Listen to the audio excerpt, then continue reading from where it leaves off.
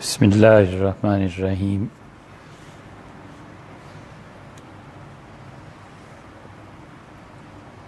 آج کے اس بیان کے آغاز میں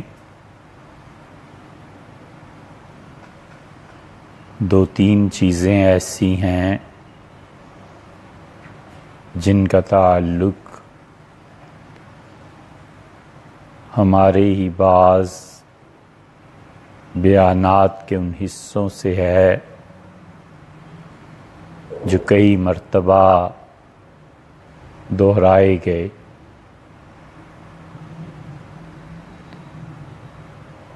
اور خیال آیا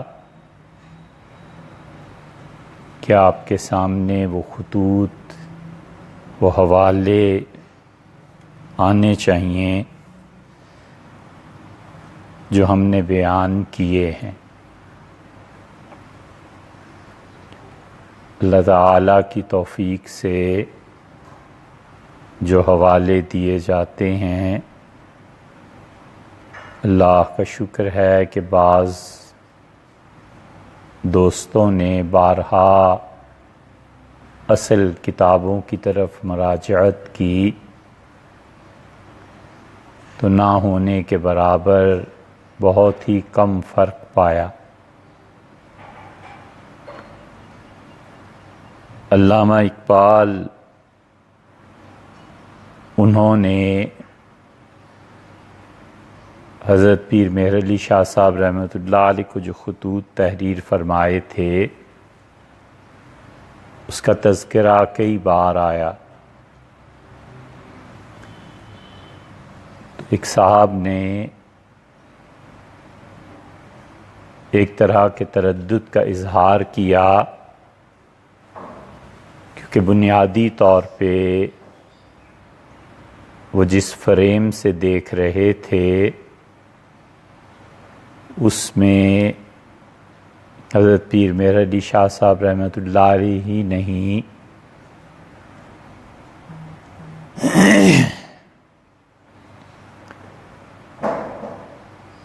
تصوف پورے کا پورا قابل اعتراض تھا۔ تو چونکہ انہیں ایک طرح سے تصوف سے وحشت تھی، اس لیے انہیں بڑا عجیب معلوم ہوا کہ علامہ جیسا فہیم اور اپنے زمانے کا چنا ہوا آدمی کسی ایسے پیر کی طرف رجوع کرے جس کی روحانیت ہی نہیں، علم بھی گویا ان کے نزدیک مشکوک تھا۔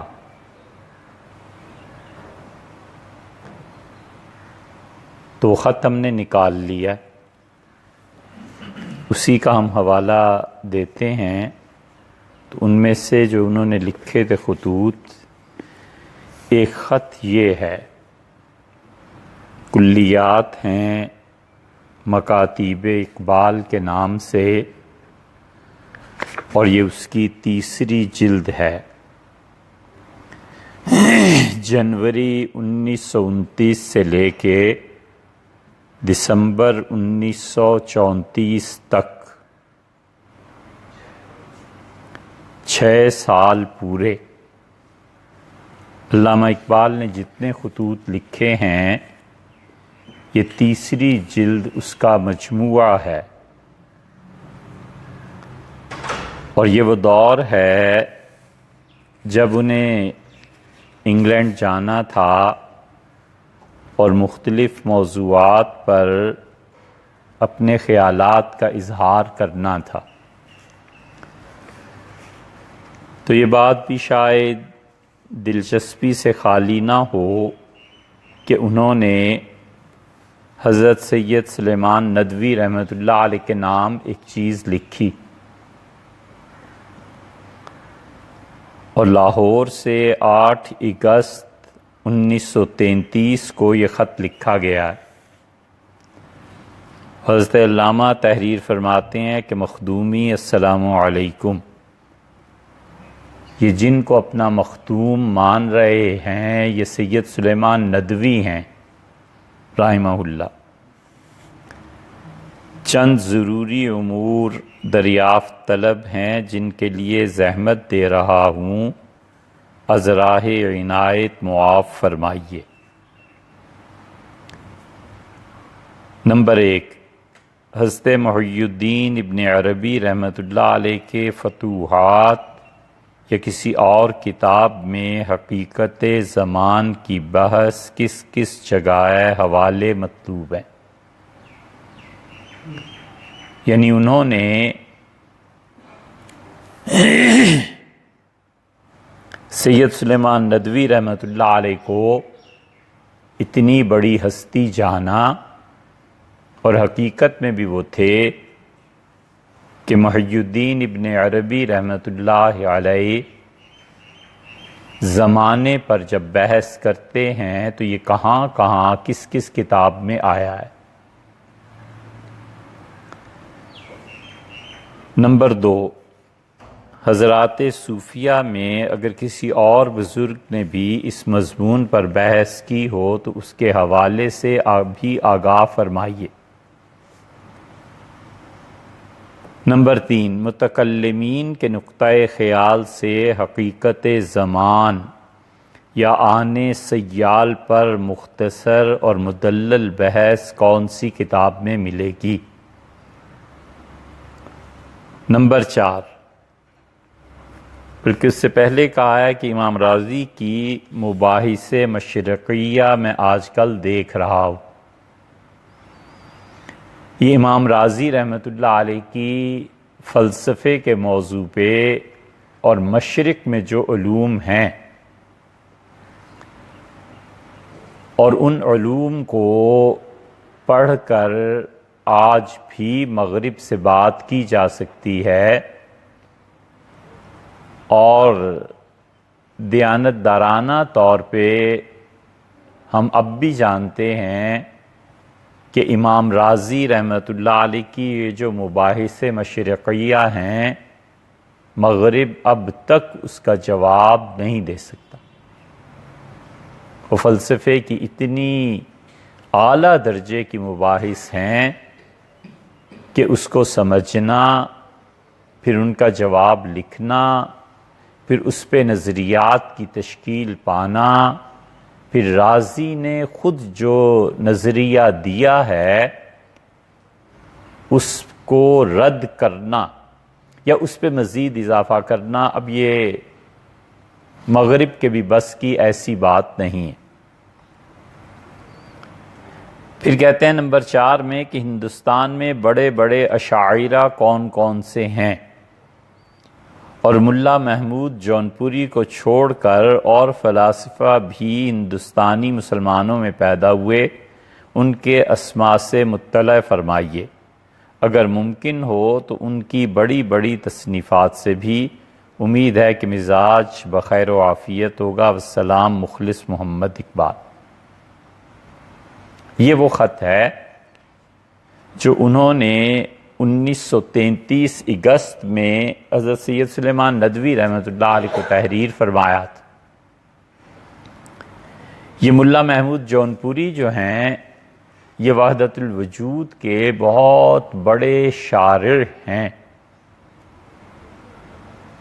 اور انہوں نے بہت سی چیزیں لکھی ہیں، اور وحدت الوجود کی مباحث جب انہوں نے تحریر فرمائیں تو دوسری طرف دور چل رہا تھا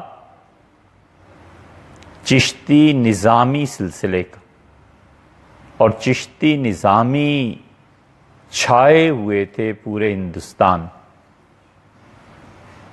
اور ترتیب یہ بنی کہ یہاں پر ایک پورے ہندوستان کیا عالمگیر سطح کی تحریک تصوف کی اٹھی۔ اللہ تعالیٰ کو اسلام کا پھیلانا اسی طرح منظور تھا۔ چنانچہ جو چشتیہ کے مشائخ، چشت گاؤں ایک ہے افغانستان میں، وہاں رہتے تھے، ان کے دل میں یہ بات ڈالی گئی کہ وہ جائیں اور ہندوستان میں اسلام کی بات کریں اور تبلیغ کریں اور اسلام کو پھیلائیں۔ 3 پیڑھیاں، 3 نسلیں ان چشتیوں کی ایسے گزری ہیں کہ سارا دار و مدار حضرت معین الدین چشتی رحمۃ اللہ علیہ پہ تھا، اور تیسری نسل کے بعد پھر یہ پھیلے ہیں بہت۔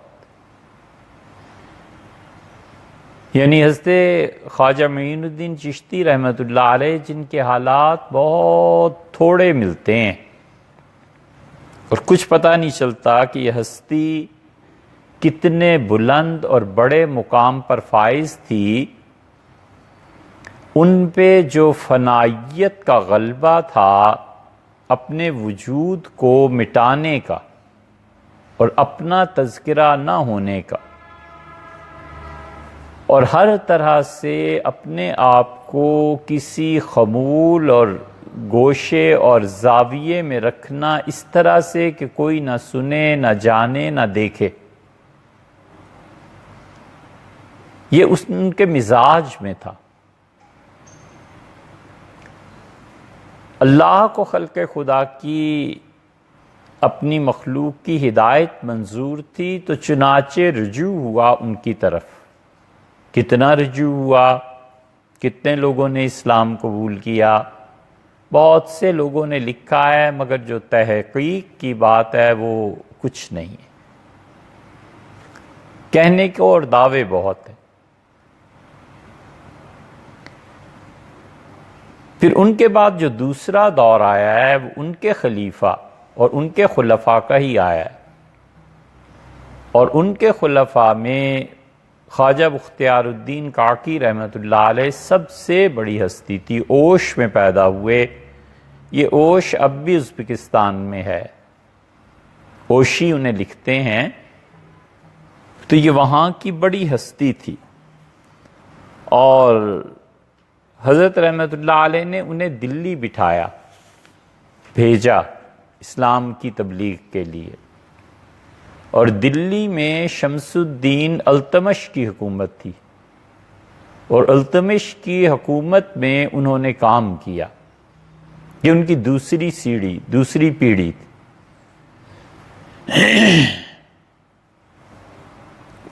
اور اس کے بعد تیسری پشت آئی، اور انہوں نے جن لوگوں کو خلافتیں دیں اس میں سے ممتاز ہستی جس سے خدا نے کام لیا وہ حضرت فرید الدین مسعود شکر گنج رحمۃ اللہ علیہ کی تھی۔ بہت قوی النسبت اور بہت تعلق مع اللہ اور وحدت الوجود میں اس وقت اگرچہ یہ مباحث نہیں تھیں لیکن غرق تھے اس میں، جسے صحیح معنی میں کہا جاتا ہے کہ فلاں شخص غرق ہو گیا، وہ اپنے اسلاف کی نسبت میں اور تعلق مع اللہ اور زہد میں غرق تھے۔ یہ چشتیوں کا وہ دور تھا جس دور میں علم کم اور یہ زہد کا غلبہ زیادہ تھا۔ یہ نہیں ہے کہ علم نہیں تھا، علم تھا، مگر جس چیز کا غلبہ تھا وہ زہد تھا، دنیا سے بے رغبتی تھی۔ اور پھر اس کے بعد چوتھی پشت جو آئی ہے یہاں پر پہنچ کے پھر تقسیم ہوئی ہے، اس لیے اہل نظر یہ کہتے ہیں کہ حضرت فرید الدین مسعود شکر گنج رحمۃ اللہ علیہ اپنی صدی میں سلسلہ چشتیہ کے مجدد تھے۔ کل اپنی حیات طیبہ میں شاید 5 آدمیوں کو خلافت دی ہوگی، بس چھٹی۔ ان میں سے ایک سیالکوٹ میں ہے، ابھی بھی ان کا مزار موجود ہے، انہیں یہیں بھیجا تھا، وہ یہیں رہے۔ دوسرے حضرت رحمۃ اللہ علیہ کے داماد تھے۔ تیسرے جب خلافت ہوئی تو انہوں نے کہا حضرت یہ ساری چیزیں آپ کو خدا مبارک کرے، مجھے اجازت دیجیے حج کر رہا ہوں۔ بس پھر وہ آئے ہی نہیں واپس، حج پہ چلے گئے، پھر پتہ نہیں کیا ہوا۔ چوتھے اور پانچویں یہ دونوں خلفاء، ان سے سلسلہ چشتیہ نے اپنی جڑیں ہندوستان میں پوری طرح جمائی ہیں۔ ان میں چوتھے خلیفہ حضرت رحمت اللہ علیہ کے خواجہ صابر کلیری تھے۔ کلیر جگہ ہے، جانتے ہیں سب لوگ، مشہور ہے، وہاں تشریف لے گئے تھے اور حضرت رحمت اللہ علیہ نے ایک خانقاہ گویا بن گئی، بنانی کیا تھی، یہ چشتیوں کا شیوہ ہی نہیں رہا۔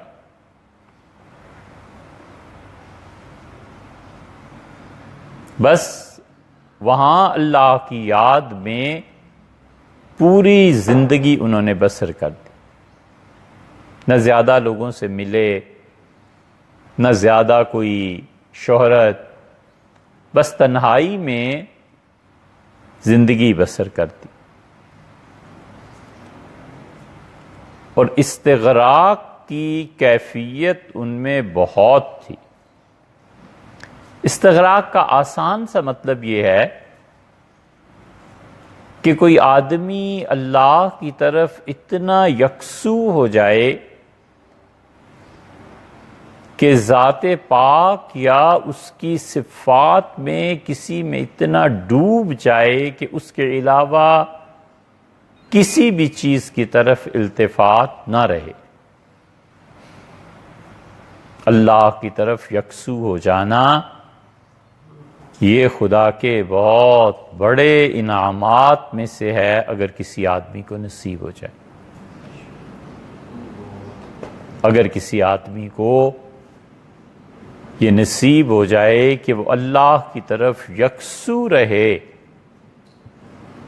تو اس کے بعد کوئی اور منزل نہیں۔ یہ ایسا مقام ہے جہاں پر پہنچ کے مرید پیر سے بڑھ جائے اور پیر مرید سے بڑھ جائے۔ وہ پھر اللہ کی ذات اور اس کی صفات کا سفر ہے۔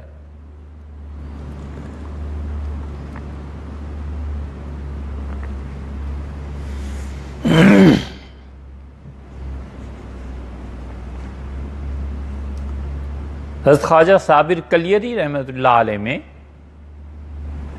یہ کیفیت اتنی زیادہ تھی کہ صحیح روایات میں جو مستند ہیں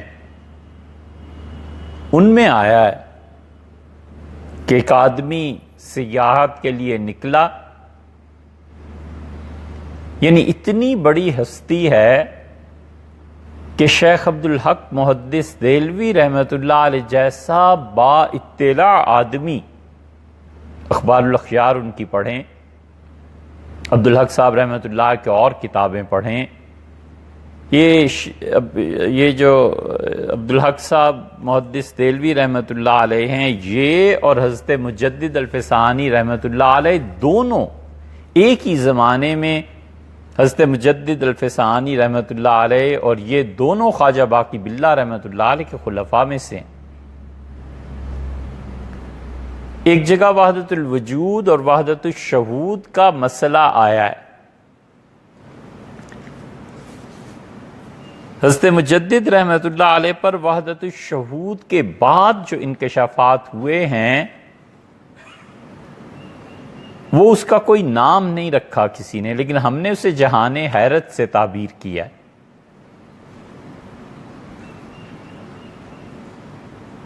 حضرت مجدد رحمۃ اللہ علیہ پر جب انکار ہوا لوگوں کا کہ یہ کیا تم نے ایک نئی چیز پیش کی ہے، تو حضرت نے فرمایا کہ میرے شیخ خواجہ باقی باللہ رحمۃ اللہ علیہ کے جب انتقال ہو رہا تھا تو انہوں نے فرمایا کہ وحدت الوجود ایک تنگ گلی ہے اور حقیقی شاہراہ اور بڑی روڈ اللہ تک پہنچنے کے لیے وہ کہیں اور ہے، اور اس پہ کہا ہے کہ اگر میری بات پہ تمہیں یقین نہ آئے تو شیخ عبدالحق صاحب سے پوچھ لینا۔ شاہ عبدالحق صاحب رحمۃ اللہ علیہ اس کے گواہ ہیں، حضرت نے ان کے سامنے فرمایا تھا رحمہ اللہ۔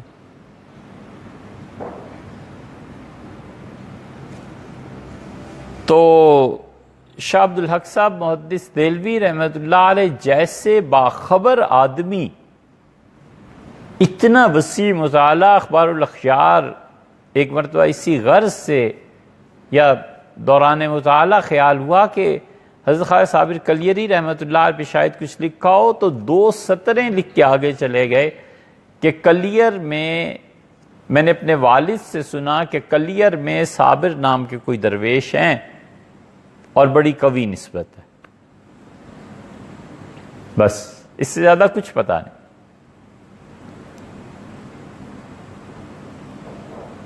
تو ایک آدمی سیاحت کے لیے نکلا اور گھومتا رہا، کلیر بھی گیا، تو حضرت پہ استغراق بہت زیادہ تھا، تو خلیفہ تھے، انہوں نے عرض کیا کہ حضرت ایک آدمی اجودھن پاک پتن سے آیا ہے۔ فرمایا اچھا حضرت کے ہاں سے؟ تو انہوں نے کہا جی حضرت کے ہاں سے، بلاؤ۔ بہت خوش ہوئے، حضرت کا مزاج پوچھا، انہوں نے کہا بالکل خیریت سے،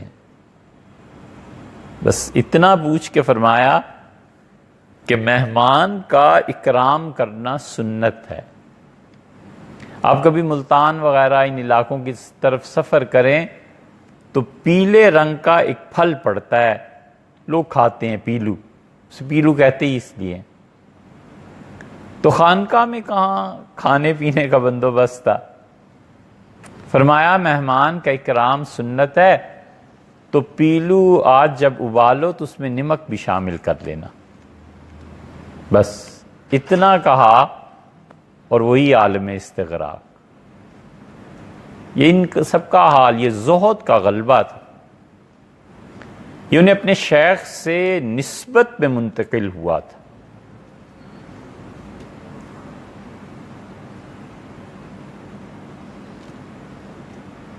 اس نے جا کر یہ خبر وہاں دی پاک پتن کہ حضرت وہ ہیں آپ کے خلیفہ، مگر اس آدمی کی حالت عجیب ہے، تھوڑی دیر کے لیے میری طرف متوجہ ہوئے اور آپ کا پوچھا، اور بس یہ کہا کہ مہمان کا اکرام سنت ہے، تو پیلو جو ابالو تو اس میں نمک بھی آج ڈال لینا، تو گیا یہ میرا اکرام ہوا کھانے کے لیے۔ بڑے واقعات ہیں، شام ہو جائے سنانا شروع کریں تو۔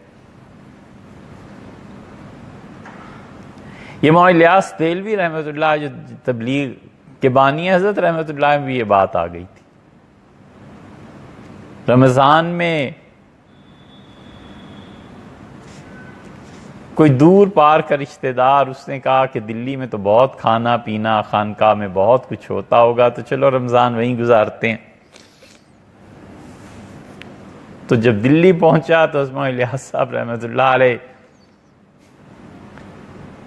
مغرب کی نماز کے بعد پیلو ہی کچھ ابلے ہوئے تھے، وہی رکھے، نمک چھڑکا اور کھا کے پانی پی کے اللہ اکبر، بس وہ پھر عشاء تک مصروف رہے، قرآن اپنا پڑھتے رہے کھڑے ہو کے۔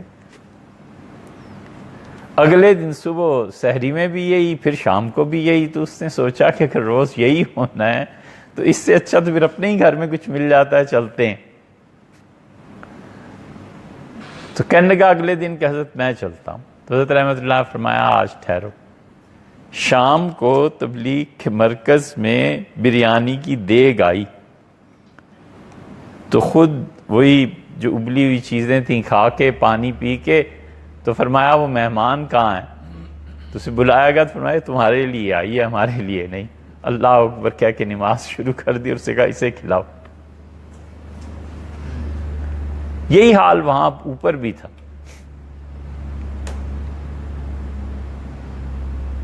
یہ نسبتوں کی پختگی اور انتقال، یہ بہت بڑی چیز ہے۔ بہت سی چیزیں حضرت رسالت مآب صلی اللہ علیہ وسلم کے ہاں اس نوعیت کی ہیں۔ آپ کبھی غور کریں حضرت ابوبکر رضی اللہ عنہ پہ، صحابہ کرام رضی اللہ عنہ میں کوئی ایک شخص اس مقام کا نہیں ہے جس مقام کے وہ ہیں، ایک آدمی 1.25 لاکھ 1.5 لاکھ میں ایک آدمی اس مقام کا، خود سیدنا عمر رضی اللہ عنہ اس مقام کے نہیں تو اور تو کوئی کیا ہوتا۔ یعنی اتنے غرق ہیں حضور صلی اللہ علیہ وسلم کی ہستی میں کہ نبی کریم صلی اللہ علیہ وسلم سے جہاں اجتہادی طور پر خطا ہوئی ہے، ابو بکر اس خطا میں بھی شریک ہے۔ اندازہ کرو کہ اچھے فیصلوں میں تو شریک ہیں ہی ہیں، خطا میں بھی شریک ہیں۔ بدر سارے لوگ کہہ رہے ہیں کہ آپ مار دیں انہیں، قیدیوں کو، یہ کر دیں یہ کر دیں، اور سیدنا ابو بکر رضی اللہ عنہ ہیں اور رسول اللہ صلی اللہ علیہ وسلم ہیں۔ پوچھا ابو بکر کیا کریں؟ فرمایا فدیہ لے لے۔ فرمایا میرا بھی یہی خیال ہے۔ حالانکہ اللہ کی طرف سے عتاب نازل ہوا اس پہ، مگر اس کے باوجود نسبت کی فنائیت یہ ہے۔ کئی چیزیں ایسی، اسی لیے جن لوگوں نے کہا ہے نا کہ ابو بکر رضی اللہ عنہ کو توہین کرنے والا کافر ہو جاتا ہے، وہ اسی وجہ سے کہا ہے کہ رسول اللہ صلی اللہ علیہ وسلم کے ساتھ اس ہستی کی نسبت بہت گہری ہے۔ یعنی آپ قرآن اٹھا کر دیکھتے ہیں تو قرآن لفظ عہد لایا ہے، اور عہد کا مطلب ایک ہے۔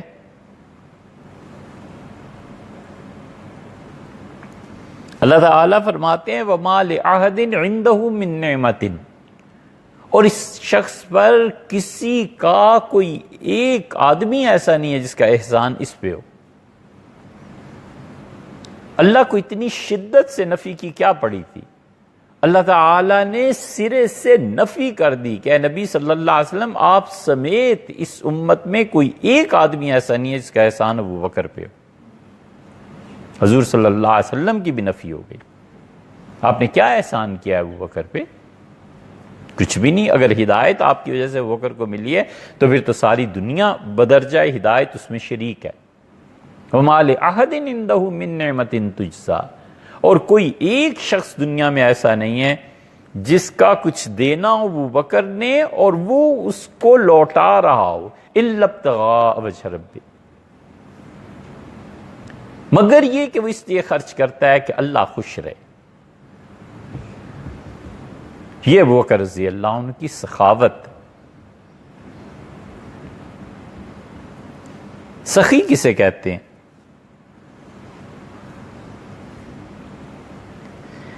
تین درجے ہیں۔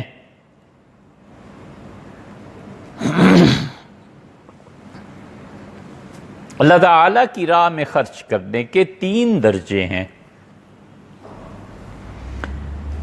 ایک درجہ جہاں سے آغاز ہوتا ہے وہ یہ کہ اللہ کے لیے خرچ کرے اور طبیعت نہ چاہے، دل نہ چاہے کہ مال کو اپنے سے الگ کروں، مگر اللہ کے لیے خرچ کرتا ہے۔ یہ درجہ ایسا ہے کہ اللہ کے ہاں یقیناً اجر ثابت ہے اس کے لیے۔ اس کا دل نہ چاہنا یہ ایک اور مسئلہ ہے۔ مال کی محبت ہے نہیں ہے، مصروفیات ہیں کچھ ہے، وہ ایک الگ بحث ہے، لیکن دل نہیں چاہتا۔ کروڑ روپے ہیں، 2.5 لاکھ اللہ کی راہ میں نکال دے، اور 10 کروڑ ہیں اور 25 لاکھ نکال دے تو دل کہاں مانتا ہے؟ عورتیں ہیں، اب پیسے نہیں تو مفتی صاحب کہتے ہیں کہ زیور توڑوا کے زکوٰۃ دیجئے، تو زیور توڑوا کر زکوٰۃ دینا کوئی آسان بات ہے؟ دل نہ چاہے، اس کے باوجود خدا کی راہ میں خرچ کرے، اللہ کے ہاں اس کا اجر ثابت ہے۔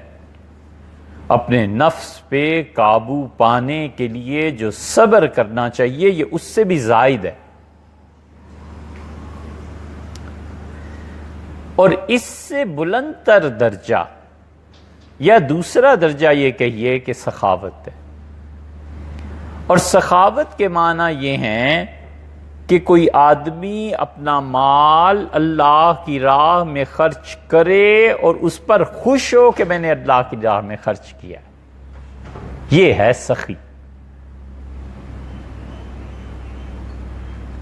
کہ اپنی اور اپنے متعلقین کی بسا اوقات ضروریات کے باوجود قربانی کر کے اللہ کی راہ میں خرچ کرے اور اس خرچ کرنے پہ خوشی ہو کہ میں نے اللہ کے لیے خرچ کیا ہے، یہ سخاوت ہے۔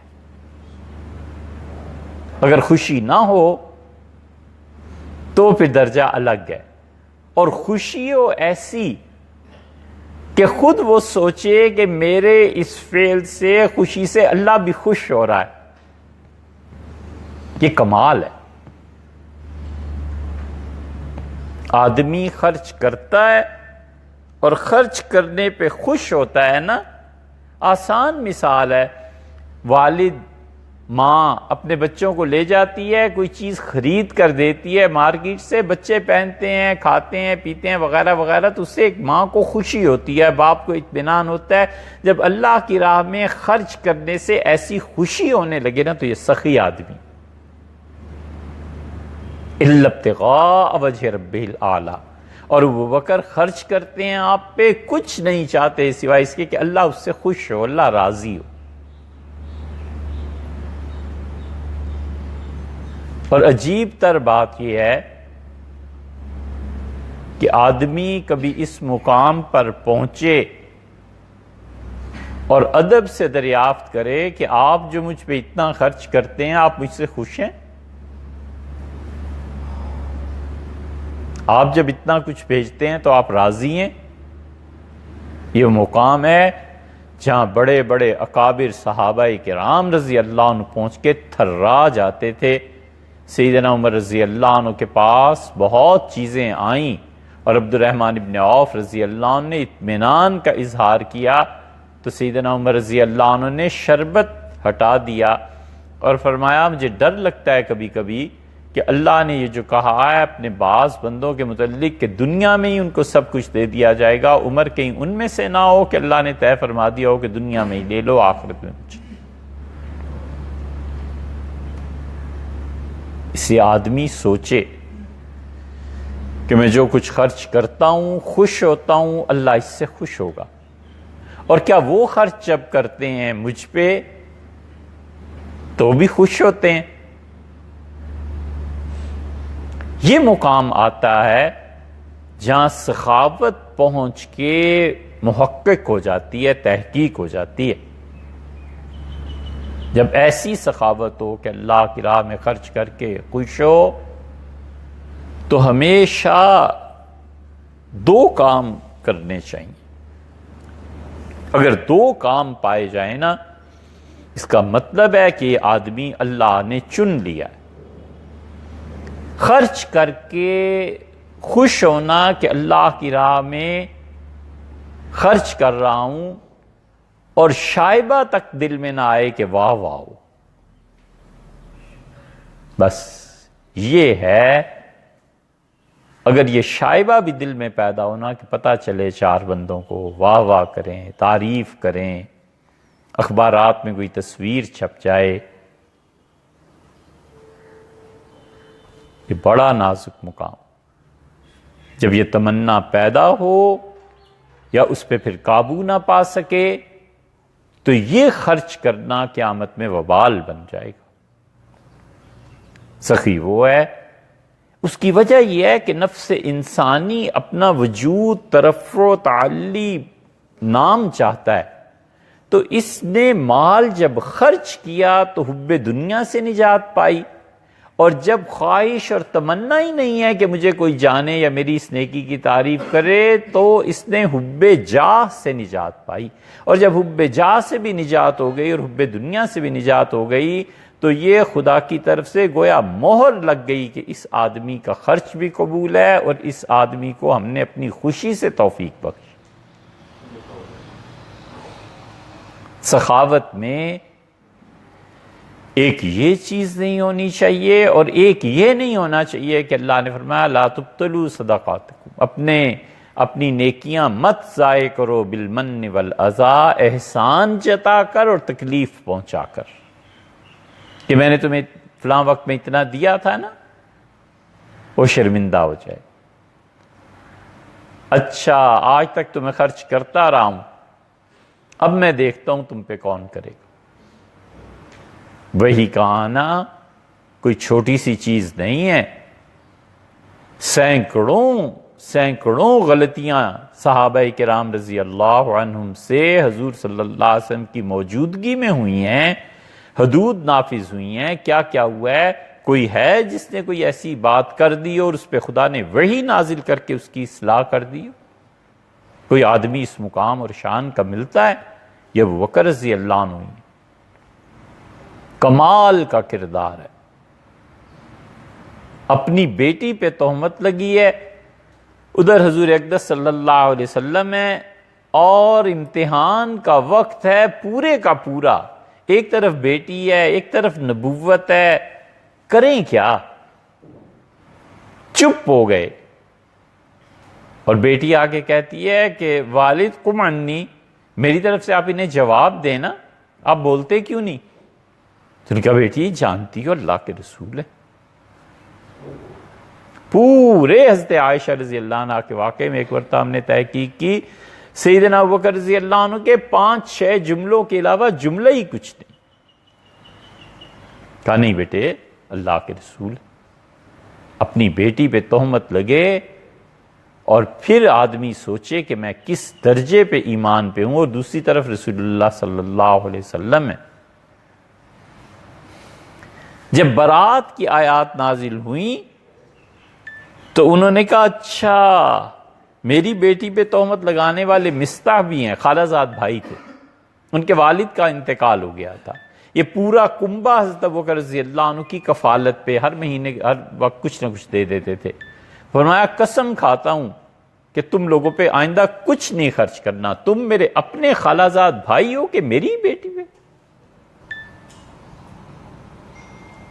اللہ نے وحی نازل کی، یہ کوئی معمولی بات نہیں ہے۔ اللہ نے کہا ابوبکر ولا یاتلی، اور مناسب نہیں ہے کہ جن کو ہم نے مال دیا ہے وہ مال نہ خرچ کرنے پہ قسم کھا لیں۔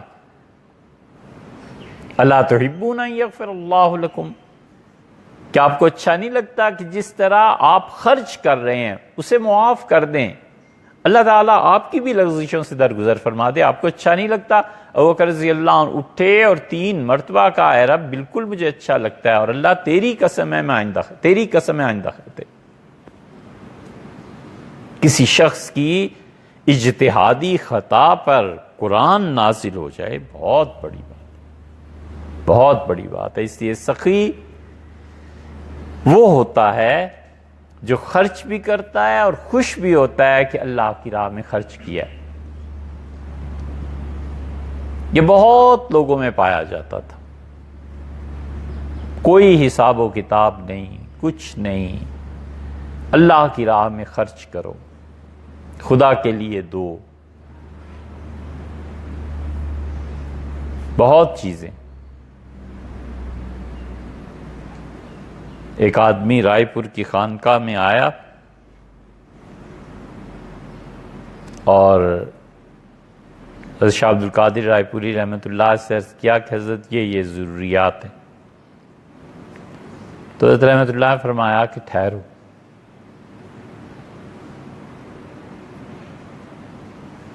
دوسرے وقت میں حضرت دوپہر کو لیٹ گئے، کوئی آدمی آیا اور تو اس سے کہا حضرت یہ آپ کے لیے۔ فرمایا کیا ہے؟ اس نے کہا حضرت میں نے آپ کی جو واسکٹ ہے اس کو بھر دیا۔ تو جب چلا گیا تو سونے سے پہلے ہی فرمایا اس آدمی کو بلاؤ، وہ جو تھا بلایا تو فرمایا لے جا۔ اس کا حضرت یہ فرمایا بس چپ کر اسے چھپا لے اور لے جا جو کچھ بھی اس میں۔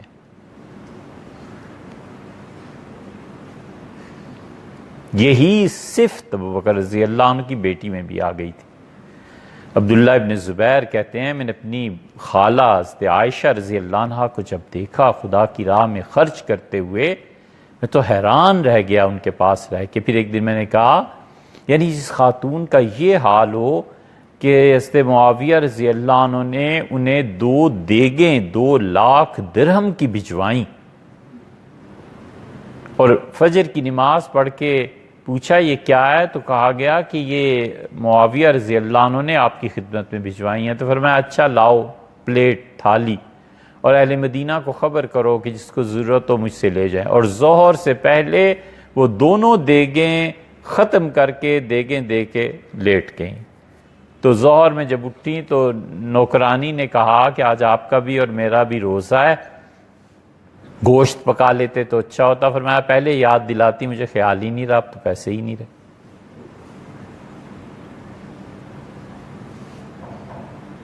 عبداللہ ابن زبیر رضی اللہ عنہما بھانجے بھی تھے، محبت، تعلق، سب کچھ۔ تو انہوں نے کہا اللہ کی قسم آپ کو میں آئندہ خرچ نہیں کرنے دوں گا۔ فرمایا اللہ کی قسم نکل جا اس گھر سے، تو نے یہ کہا کیوں کہ میں اللہ کی راہ میں خرچ نہیں کروں، نکلو یہاں سے۔ عبداللہ نکل گئے، نکال دی۔ عبداللہ مدینہ منورہ میں روتے پھرتے تھے، بڑے بڑے اکابر صحابہ کرام رضی اللہ عنہ کو لے کے اگلے دن حاضر ہوئے۔ تو حضرت عائشہ رضی اللہ عنہ نے پوچھا کون ہے، تو بتایا گیا عبد الرحمن ابن عوف ہیں، فلاں ہیں، فلاں ہیں، یا جو بھی صحابہ کرام بڑے بڑے اکابر۔ انہوں نے کہا ہم اندر آ جائیں، فرمایا آ جاؤ۔ ان کا ہم سب کے سب آ جائیں، عبداللہ تو جا نہیں سکتے تھے، تو اس لیے انہوں نے گویا توریے سے کام دیا کہ ام المومنین ہم سب آ جائیں، فرمایا سب آ جاؤ۔ تو عبداللہ پہ نظر جب پڑی تو ناراضگی کا گویا چہرے پہ تاثر ہوا، اور انہوں نے کہا ہم سب اس لیے آئے ہیں کہ عبداللہ کو معاف کر دیں۔ رونے لگی، فرمایا میں نے اللہ کا نام استعمال کیا ہے، اللہ کی قسم کھائی ہے، اور اللہ کی قسم بہت بڑی چیز ہے، میں نہیں توڑ سکتی، نکالو اسے، نکل جائے۔ عبداللہ نے پھر منت سماجت کی رضی اللہ عنہم، تب جا کر کہیں قصور معاف ہوا۔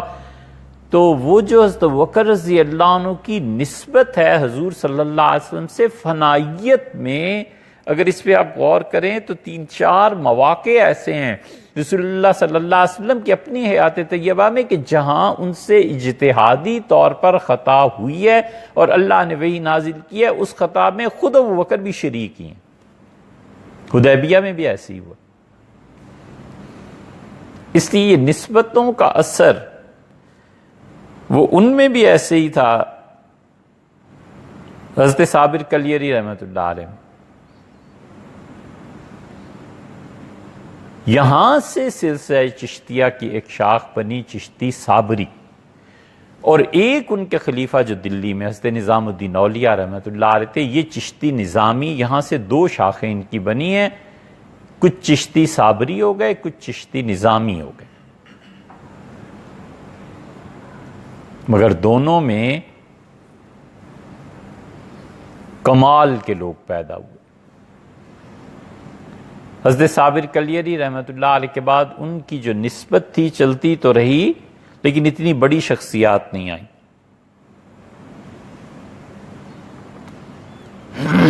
تاکہ کئی صدیوں کے بعد حضرت حاجی امداد اللہ صاحب مہاجر مکی رحمۃ اللہ علیہ وہ ہستی ہیں جہاں سے چشتی صابری پھر پھوٹے ہیں۔ یہ جتنے آپ کو بعد میں نظر آتے ہیں یہ سب سلسلہ چشتیہ صابریہ کے لوگ ہیں۔ حضرت قاسم نانوتوی رحمۃ اللہ علیہ ہیں، ان کے شاگرد ہیں، دیوبند کا پورا حلقہ، ہندوستان کے بڑے بڑے مشائخ، یہ سب چشتی تھے اور صابری تھے۔ یہ ان کا دور آیا ہے۔ مولانا الیاس صاحب رحمۃ اللہ علیہ، اور یہ جو حضرت صابر کلیری رحمۃ اللہ علیہ کے بعد اتنی بڑی شخصیت یہاں نہیں ہوئی، وہ ساری کسر دوسری طرف نکل گئی۔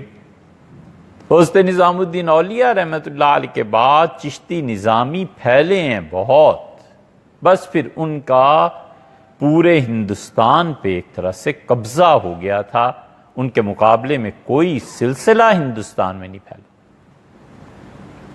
سب چشتی نظامی تھے۔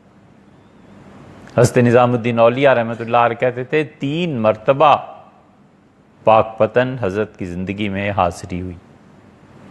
علم کی بنسبت زہد کا غلبہ تھا، لیکن چشتیوں میں جو علم تھا نا وہ کس درجے کا تھا۔ حضرت نظام الدین اولیاء رحمۃ اللہ فرماتے جب میں حاضر ہوا خانقاہ میں بیعت کے سلسلے میں پہلی مرتبہ، تو مجھ سے فرمایا تعارف کے بعد کہ کیا پڑھا ہے؟ تو میں نے عرض کیا جو کچھ بھی پڑھا تھا.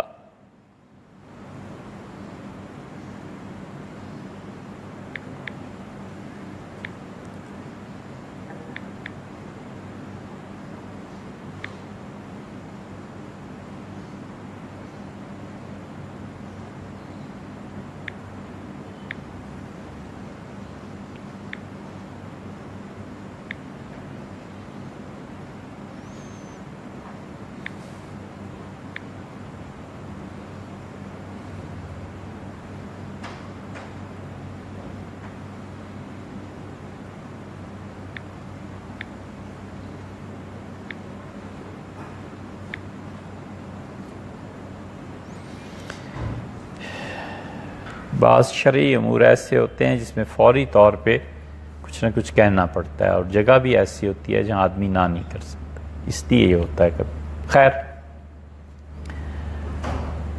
حضرت نظام الدین اولیاء رحمۃ اللہ کہتے ہیں مجھ سے فرمایا فقہ میں کیا پڑھا ہے؟ تو میں نے بتایا. فرمایا یہ ٹھیک ہے. عقیدے میں کیا پڑھا ہے؟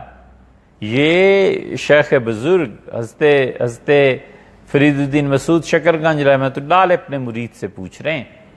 اب کوئی پوچھتا ہے کہ کیا پڑھا ہے؟ اب کوئی چشتی کہیں بتاؤ کسی خانقاہ میں جاؤ تو کوئی پوچھتا ہے کہ جناب عقیدہ کیا ہے؟ تو میں نے عرض کیا کہ عقیدے میں یہ چیزیں. فرمایا یہ کافی نہیں ہے. ابو شکور سالمی رحمۃ اللہ علیہ کی کتاب التمہید مجھ سے پڑھو سبکن سبکن. قرآن کتنا پڑھا ہے؟ ناظرہ. فرمایا کافی نہیں ہے، حفظ کرو. اور فرمایا ہمارا آدھا سے ڈوب تو قرآن حفظ کرنے میں ہی طے ہو جاتا ہے ہمارے سلسلے. تجوید کتنی پڑھی ہے؟ میں نے بتایا. فرمایا یہ کافی نہیں، اور مجھے 6 پارے قرآن پاک کے کامل تجوید کے ساتھ خود حضرت نے پڑھائے. 6 پارے حضرت کا پڑھانا چھوٹی سی چیز نہیں تھی.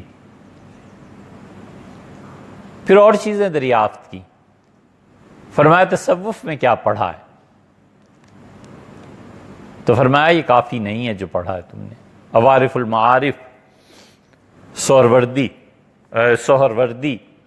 ان کی رحمت اللہ علیہ، شہاب الدین سہروردی رحمت اللہ علیہ مجھ سے پڑھنی ہوگی، اور پھر مجھے پڑھائی،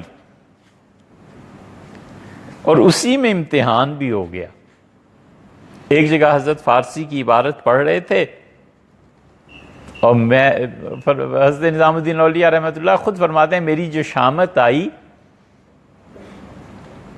تو میں نے کہا دلی والا نسخہ جو آپ کے بھائی صاحب کے پاس ہے حضرت وہ زیادہ صاف اور واضح ہے. بس حضرت نے کتاب بند کر دی. اور اس دفعہ مجھے اتنی فرصت نہیں ہے کہ میں نسخوں کی تلاش کروں اور دیکھتا پھروں کون سا نسخہ زیادہ ہے اور کون سا کم ہے. اٹھ کے چلے گئے. یہ امتحان تھا. نفس میں کجی ہوتی نا تو 100 تعویل کر سکتے تھے کہ آخر اس میں حرج ہی کیا ہے. میں نے ایک نسخہ ہی تو بتایا ہے، اس میں اتنی ناراض ہونے کی کیا بات تھی؟ آخر ضرورت کیا تھی؟ یہ بھی کوئی بات ہے جو میں نے کہی ہے؟ 100 باتیں ہو سکتی تھی. لیکن برا ہو اس محبت کا یا اچھا ہو، یہ محبت چیز ہی ایسی ہوتی ہے. فرمایا حضرت تو ناراض ہو کے چلے گئے، میری جان پہ بن گئی. نماز کا وقت آیا تو آئے خانقاہ میں، نماز پڑھائی اور میری طرف کچھ توجہ نہیں فرمائی اور چلے گئے. اور میں چلا گیا جنگل میں. ایک کنواں تھا، میں نے سوچا اس میں گر کے مر جاؤں، خودکشی کر لوں. پھر مجھے خیال آیا کہ اگر میں مر گیا تو لوگ کیا کہیں گے کہ شیخ کی خانقاہ میں ایسے نالائق لوگ آیا کرتے ہیں. بدنامی کا حضرت کی خیال آیا. پھر میں واپس آ گیا. فرمایا وہ دن اور رات جس حال میں میرے گزرے میں ہی جانتا ہوں. پھر ایک وقت ایسا 2 یا 3 دن میں آیا کہ شیخ اکیلے تھے تو میں نے پاؤں پکڑ لیے. میں نے کہا حضرت مجھ سے ہی غلطی ہوگی. مجھے سینے سے لگایا. فرمایا کوئی بات. یہی امتحان تھا بس، اور کیا. اللہ کو یہ امتحان جو تقدیر میں آ گیا تھا اسی سے اسے پار چڑھا دینا تھا، ورنہ اعتراض کرتے ختم ہو جاتے. اس لیے ساری سلوک کی راہ میں زہر جس چیز کا نام ہے نا، ایسا زہر جس کا کوئی علاج نہیں ہے، وہ ایک حدیث نفس ہے کہ انسان اپنے دل سے گناہ کی باتیں کرنے لگے. اور ایک یہ اعتراض کا فائدہ کچھ نہیں نا، اور کہیں چلا جائے. کس نے کہا یہاں بندے رہو؟ لیکن حضرت فرماتے تھے نظام الدین اولیاء رحمۃ اللہ علیہ کہ مجھے جب میں چلنے لگا آخری حاضری میں تو مجھ سے فرمایا کہ ہمارے سلسلہ چشتیہ کے لیے 3 چیزیں ضروری ہیں. علم ضروری ہے، وہ تمہیں میں نے پڑھا دیا ہے، اور عقل ضروری ہے اور اللہ نے تمہیں دی ہے، اور عشق ضروری ہے اللہ کا، وہ تم میں ہے اور میں دلی میں. ایسا یہ الہامی جملہ فرمایا، حیران ہوتے ہیں ہم اس کو پڑھ کے. فرمایا میں دلی میں ایسا درخت لگا رہا ہوں تمہاری نظام الدین، تمہاری صورت میں، اللہ کی مخلوق صدیوں اس کی چھاؤں میں بیٹھی، کم سے کم 600-700 سال ہندوستان پورے پہ چھائے رہے یہ چشتی نظامی. اللہ ہی جانتا ہے کتنے ہندو، کتنے لاکھوں کے حساب سے مسلمان ہوئے اور کتنا اسلام پھیلا. یہ چشتی نظامی چھا گئے تھے پورے ہندوستان. بڑا فیض اللہ نے دی. فرمانے لگے اور شیخ نے ایک سکہ مجھے دیا، فرمایا راستے میں کام آ جائے گا. میں نے سوچا شام کو اب اس وقت کیا چلوں، پھر 1 دن اور رہ جاؤں، پھر حضرت کی زیارت پتہ نہیں نصیب ہو نہ ہو. تو میں نے اجازت طلب کی، فرمایا رہو. تو ان دنوں خانقاہ میں فاقہ چل رہا تھا. فرماتے تھے خانقاہ میں ایسے فاقے ہوتے تھے کہ پیلو، بات تو اس پہ چلی تھی کہ پیلو ابالتے تھے. ایک دن افطار میں پیلو رکھے اور پانی رکھا، تو حضرت آ کے بیٹھے، کھانا شروع کیا اور فرمایا کہ اقبال کو بلاؤ. اقبال باورچی تھے، پکاتے تھے. ایک لقمہ چکھا اور فرمایا اقبال آج کھانا وہ نہیں ہے جو پہلے ہوتا تھا، کیا مسئلہ ہو گیا ہے؟ حضرت کچھ بھی نہیں. پانی کہاں سے لیا تھا؟ اس نے کہا حضرت خانقاہ کے کنویں سے. یہ پیلو؟ اس نے کہا حضرت یہی جو درخت لگے ہیں اسی سے توڑے تھے. آگ؟ انہوں نے کہا انہی لکڑیوں سے. نمک؟ اس نے کہا حضرت وہ ہندو سے قرضے پہ لیا تھا، کہا تھا کہ پیسے آئیں گے تو دے دوں گا، ذرا سا نمک لے آیا تھا. پلیٹ اٹھا دی، فرمایا میں نہیں کھا سکتا، لے جاؤ. اور فرمایا یہ کیا طریقہ ہے؟ لوگوں کو صبر کرنا ہے، تمہارے ساتھ رہیں، یہ قرض لینا یہ صوفیوں کا طریقہ ہے. نہیں کھایا. ایک اگلے دن مجھے خیال آیا کہ خانقاہ میں فاقہ ہے، تو کیوں نہ حضرت نے جو رات 1 روپیہ دیا تھا اس سے دعوت کی جائے. تو میں نے دعوت کی، بہت خوش ہوئے اور مجھے دلی روانہ کیا اور فرمایا سب سے بڑی عبادت نظام الدین لوگوں کے دل کا خیال رکھنا ہے. اگر کوئی ناراض ہو تو اسے راضی کر لینا، کسی کا کچھ دینا آتا ہو تو دے دینا، لوگوں کے دل نہ دکھانا. فرماتے میں آیا جب دلی تو میں سوچتا رہا کہ میری کسی حرکت سے کوئی ناراض ہو، تو یاد آیا کہ میں جب بچہ تھا پڑھتا تھا تو گھر میں پیسے تو ہوتے نہیں تھے کہ کتابیں خریدیں. تو ایک ہندو سے میں نے ایک کتاب لی تھی اور وہ گم کر دی تھی، بچہ تھا، گم ہو گئی. تو میں دلی سرکاری جو لائبریری تھی اس میں گیا اور اپنے ہاتھ سے وہ کتاب دوبارہ لکھی اور لکھ کے اس ہندو کے گھر گیا. تو بوڑھا ہو گیا تھا، میں نے اسے پیش کی کہ اس طرح ہوا تھا تو یہ کتاب لے لیں. اس نے مجھے دیکھا اور کہنے لگا کہیں پاک پتن سے تو نہیں آ رہے؟ میں نے کہا وہیں سے آ رہا ہوں. انہوں نے کہا یہ وہیں کی تعلیم ہے جو کہتے ہیں دلوں کا خیال رکھنا. میں سمجھ گیا تھا کہ حضرت نے تمہیں یہ کہا ہوگا اور تم مجھے منانے آئے. اس لیے یہ جتنا بھی چشتی نظامی سلسلہ بڑھا ہے، ہاں بھئی وہ تیسری بات رہ گئی. ایک ہوتا ہے خرچ کرنا دل کی تنگی سے، یقیناً اجر اللہ کے یہاں ملے گا، گھبرائے نہیں. اور ایک ہوتا ہے خرچ کر کے خوشی حاصل ہو. یہ صحیح سخی آدمی کی بات. اس پہ اللہ دوست بنا لیتا ہے. اور اللہ کی دوستی کی بہت واضح علامت یہ ہے کہ مرنے سے پہلے لا الہ الا اللہ پڑھ لے.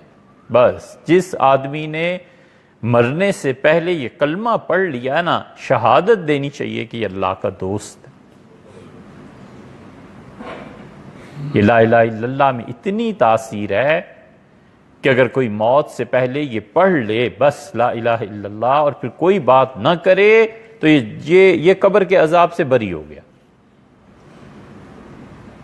اسی لیے بڑے بڑے بزرگ اکابر کلمہ پڑھتے تھے پھر چپ ہو جاتے تھے، حتیٰ کہ کہتے تھے اب مرنے دو نہ مجھے کچھ کہو، پھر کلمہ سنو، پھر چپ ہو جاتے تھے. جانتے تھے کہ اس کے بعد اگر کوئی بات نہیں کی نا قبر کا عذاب معاف ہو گیا. صحیح احادیث میں آیا ہے کہ قبر کا عذاب اس شخص کو نہیں ہوتا. اس میں اتنی تاثیر ہے اس کلمے میں. یہ خدا کا دوست نہیں تو اور کیا ہے. اس لیے بڑے بڑے لوگ جن میں سخاوت تھی اور مال کی طمع اور لالچ سے فارغ ہو گئے تھے، وَيُصِرُّونَ عَلَىٰ أَنفُسِهِمْ وَلَوْ كَانَ بِهِمْ خَصَاصَةٌ، وہ اپنی ضروریات پر دوسروں کو ترجیح دیتے ہیں، اگرچہ انہیں خود ضرورت ہوتی ہے لیکن اس کے باوجود قربانی دیتے ہیں کہ نہیں اس کی ضرورت زیادہ ہے. بڑا مقام آدمی کو یہ نصیب ہو جائے نا تو سمجھے کہ خدا نے اپنی خاص محبت کا اظہار فرمایا ہے کہ میں اپنی ضروریات زندگی کو جانتے ہوئے اس کے باوجود اللہ کو دے رہا ہوں، اللہ کی راہ میں خرچ کر رہا ہوں. تطفئ غضب ربکم، تم گناہ کر کے جو خدا کے غصے کی آگ بھڑکاتے ہو، تمہارا خرچ کرنا اس آگ پہ پانی ڈالتا ہے. وہاں میتت السوء، اور لوگوں یہ خرچ کرنا میری خوشی کے لیے تمہیں ذلت کی موت سے محفوظ کرتا ہے. اس سے زیادہ ذلت کی موت کیا ہے کہ آدمی کفر پہ مر جائے معاذ اللہ. اور اس سے زیادہ عزت کی موت کیا ہے کہ لا الہ الا اللہ پڑھے یا اس کی کوئی علامت ظاہر ہو اور مر جائے. تیسرا درجہ جو رہ گیا تھا نا وہ اسراف ہے، جو خدا کو بہت ناپسند ہے. وہی چیز جو 100 روپے میں ملتی ہے اس سے تسلی نہ ہو، اور اگر دکاندار کہہ دے کہ 10,000 کیا تو تسلی ہو جائے کہ ہاں جی 10,000 کیا، یہ لو 10,000. بھئی وہی چیز وہی سب کچھ 100 روپے میں جو مل رہا تھا تو وہ کیوں نہیں دی. یہ ہوتا ہے بعض خواتین میں، یہ اسراف ہے، یہ اللہ کو ناپسند ہے، یہ شیطان کی حرکت ہے.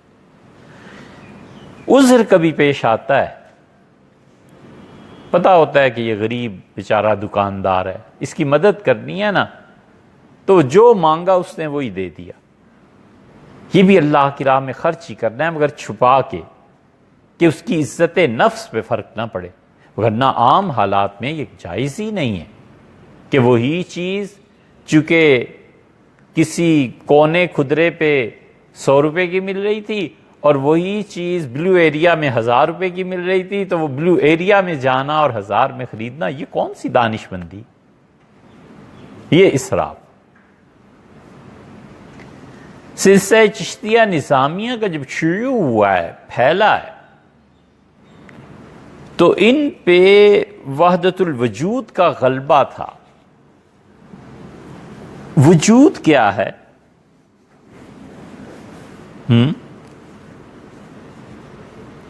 وجود کے مصدری معنی ہونا ہے بس.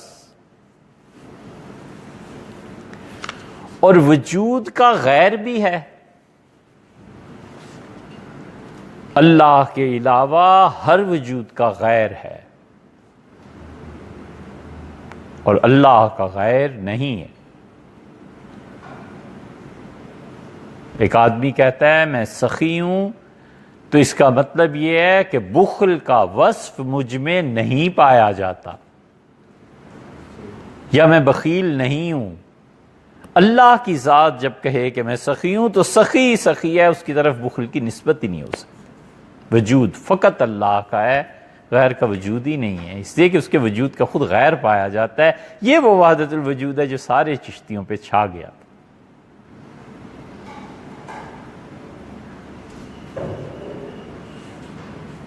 اس لیے وجود کا جو علم ہے نا،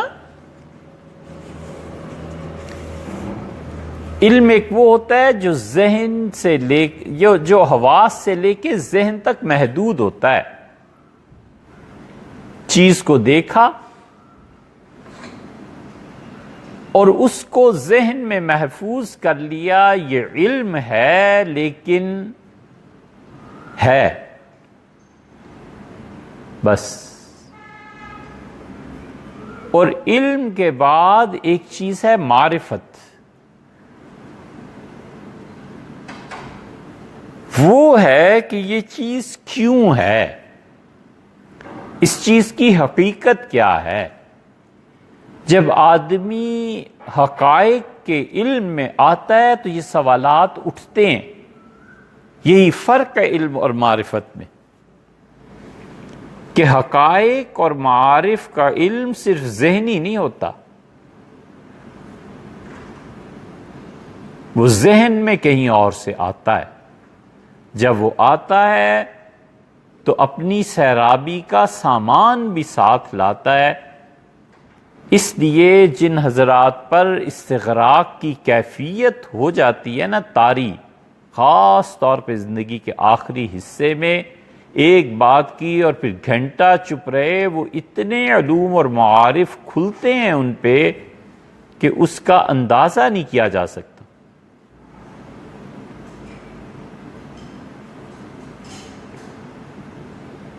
شیخ نے لکھا ہے کہ مولانا الیاس صاحب رحمۃ اللہ علیہ کے انتقال کے دن جب قریب آئے تو جتنے بھی لوگ تھے ہندوستان کے، آہستہ آہستہ بڑی بڑی ہستیاں جمع ہونے لگیں کہ پتہ نہیں خدا نخواستہ یہ حادثہ کب پیش آ جائے۔ تو ایک دن کیا دیکھتے ہیں کہ شاہ عبد القادر صاحب رحمۃ اللہ علیہ تشریف لائے،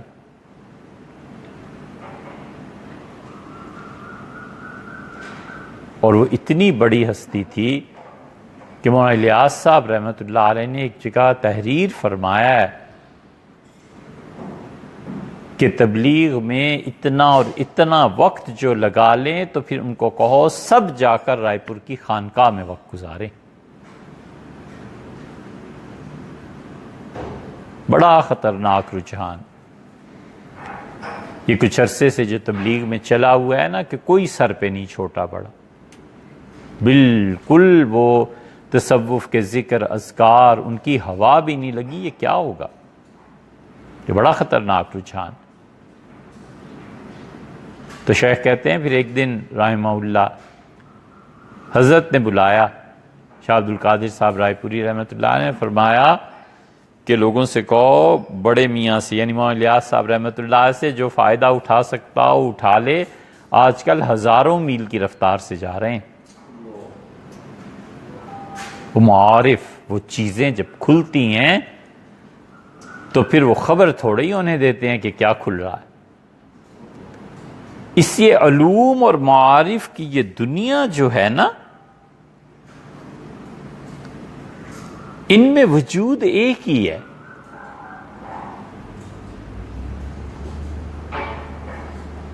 کیسے سمجھیں اسے؟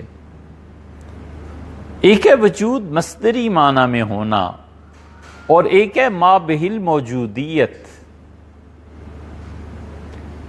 شاید آپ لوگ اسے انگلش میں سمجھیں بینگ ایز سچ، کسی چیز کا ہونا جیسا کہ وہ پائی جاتی ہے، یہ ہے معارف۔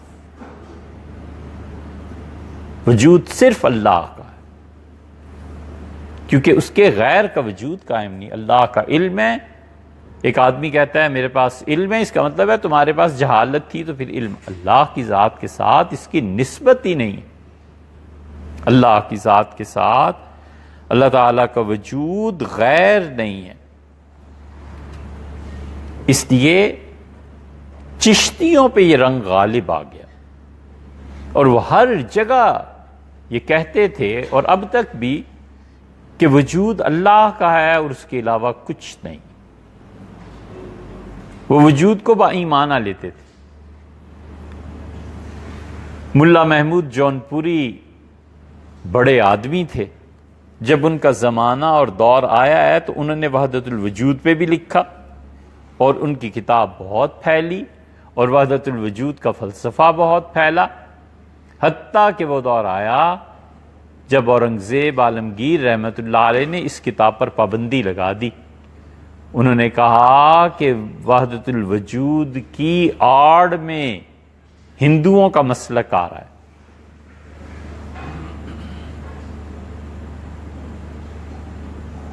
وجود اور موجود میں فرق ہے۔ جو قدیم چشتی تھے وہ نہیں مانتے تھے، وہ کہتے تھے وجود اور موجود ایک ہی ہے۔ اب جدید فلسفہ بھی یہی کہتا ہے، وجود اور موجود کو اگر ایک مان لیا جائے تو اس کی ایک قسم شرک کی بھی بن جاتی ہے۔ ہندو اور یہ جو اورنگزیب رحمت اللہ کا بھائی تھا دارا شکوہ، اور اس کا دادا اکبر، ان سب کا فلسفہ یہ تھا کہ معاذ اللہ، استغفر اللہ، اللہ کی ذات ہر چیز میں موجود ہے، وجود اور موجود ایک ہی ہے۔ اور اس کفر کا مقابلہ سب سے زیادہ خم ٹھونک کے نقشبندیوں نے کیا۔ انہوں نے کہا بالکل نہیں، وجود اللہ کا الگ ہے اور جو موجودات ہیں یہ الگ ہیں۔ دریا کی خوبصورتی ہے تو اس کے پیدا کرنے سے ہے، وجود نے اس موجود کو پیدا کیا ہے۔ وجود اور موجود اگر ایک ہی ہے تو دریا خدا ہے، ولیعذ باللہ۔ یہ ہندوؤں کا فلسفہ تھا، اور اگر اس پہ حضرت مجدد رحمت اللہ علیہ نہ چم جاتے اور کہیں دارا شکوہ غالب آ جاتا تو ہندوستان میں اسلام بالکل برباد ہو کے رہ جاتا۔ علامہ اقبال نے اس پہ بڑی اچھی چیزیں لکھی۔ اورنگزیب کے دو احسانات قیامت تک نہیں بھلائے جا سکتے۔ ایک ان کا ہندوستان کو بچا لینا شیعت کی زد میں، سب شیعہ ہو گئے تھے۔ ایرانی انقلاب نے اتنا اثر کیا تھا کہ گولکنڈہ شیعہ، بیجاپور شیعہ، احمد آباد شیعہ، دلی سلطنت رہ گئی تھی۔ یہاں اہل تشیع اتنا اثر کہ اورنگزیب کی وفات کے فوراً بعد ان کا بیٹا اعظم شیعہ ہو گیا، اور لاہور سے جب جمعہ پڑھا اپنے والد کی اس مسجد میں تو اس نے کہا کہ امام کو کہہ دو کہ میں بادشاہ وقت ہوں، خبردار جو خلفاء کا نام لیا میں سننا نہیں چاہتا۔ خطیب نے کہا ٹھیک ہے، سرکاری خطیب تھا۔ جب وہ آیا تو اس نے کہا لوگوں میں خطبہ پڑھنے لگا ہوں جمعے کا، اور 3 چیزوں کی اللہ سے تمنا کی تھی۔ حج کی، وہ میں کر آیا ہوں، حفظ کی کہ قرآن پاک یاد ہو جائے، اللہ کا شکر یاد ہو گیا، اور شہادت کی تمنا کی تھی۔ آج وہ دن آ گیا، اور اس نے سارے خلفائے راشدین کے نام لیے، جمعہ پڑھ کے اس کی گردن اتار دو، مار دیا۔ یہ اورنگزیب نے بچایا ہے۔ ہمارے بچے جانتے نہیں، کاش کوئی اس موضوع کو لکھتا کہ پورا ہندوستان شیعت کی گود میں چلا جاتا۔ ایران کے انقلاب کے اثر کی وجہ سے گولکنڈہ پوری ریاست، بیجاپور پوری، حیدرآباد والے، ان پر کچھ اثر باقی تھا، آگے احمد آباد، گجرات، سب شیعہ، اور بمبئی اس میں شیعت آ گئی۔ اب رہ کیا گیا تھا؟ دلی۔ اس زمانے کے بعد کا حال کچھ ہی بات کا یہ ہے۔ شاہ عبدالعزیز صاحب محدث دہلوی رحمت اللہ علیہ جیسے آدمی تحفہ اثنا عشریہ کے آغاز میں لکھتے ہیں کہ دلی میں کوئی گھر ایسا نہیں رہ گیا کہ اگر 10 آدمی ہیں تو ان میں سے ایک نہ ایک شیعہ نہ ہو گیا ہو، ہر گھر میں ایک شیعہ ہو گیا۔ جانتے تھے کہ گولکنڈہ اور بیجاپور کو اگر چھوڑ دیا گیا، احمد آباد کو، ان چیزوں کو چھوڑ دیا، یہ سب شیعت کے رنگ میں رنگ جائیں گے۔ اس نے اہل السنہ کے لیے جون پوری کی اس وحدت الوجود اور اس پہ پابندی لگائی۔ علامہ اقبال نے ایک خط یہ لکھا تھا، دیکھو کہاں سے کہاں بات پہنچ گئی۔ کہا ہندوستان میں بڑے بڑے شاعرہ کون کون سے ہیں، اور ملا محمود جون ملا محمود نے ایک اور کتاب بھی تو لکھی ہے منطق میں، بڑی مشہور کتاب ہے۔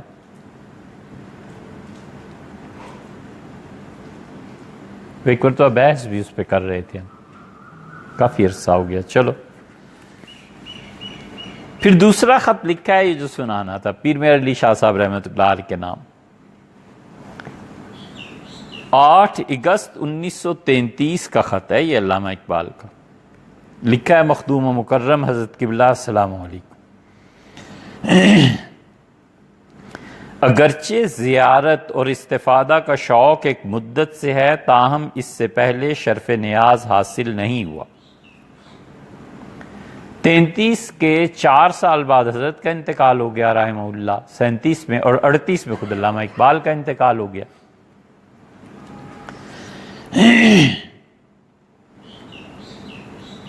اب اس محرومی کی تلافی اس عریضہ سے کرتا ہوں، یہ علامہ اقبال لکھ رہے ہیں، کو مجھے اندیشہ ہے کہ اس خط کا جواب لکھنے یا لکھوانے میں جناب کو زحمت ہوگی۔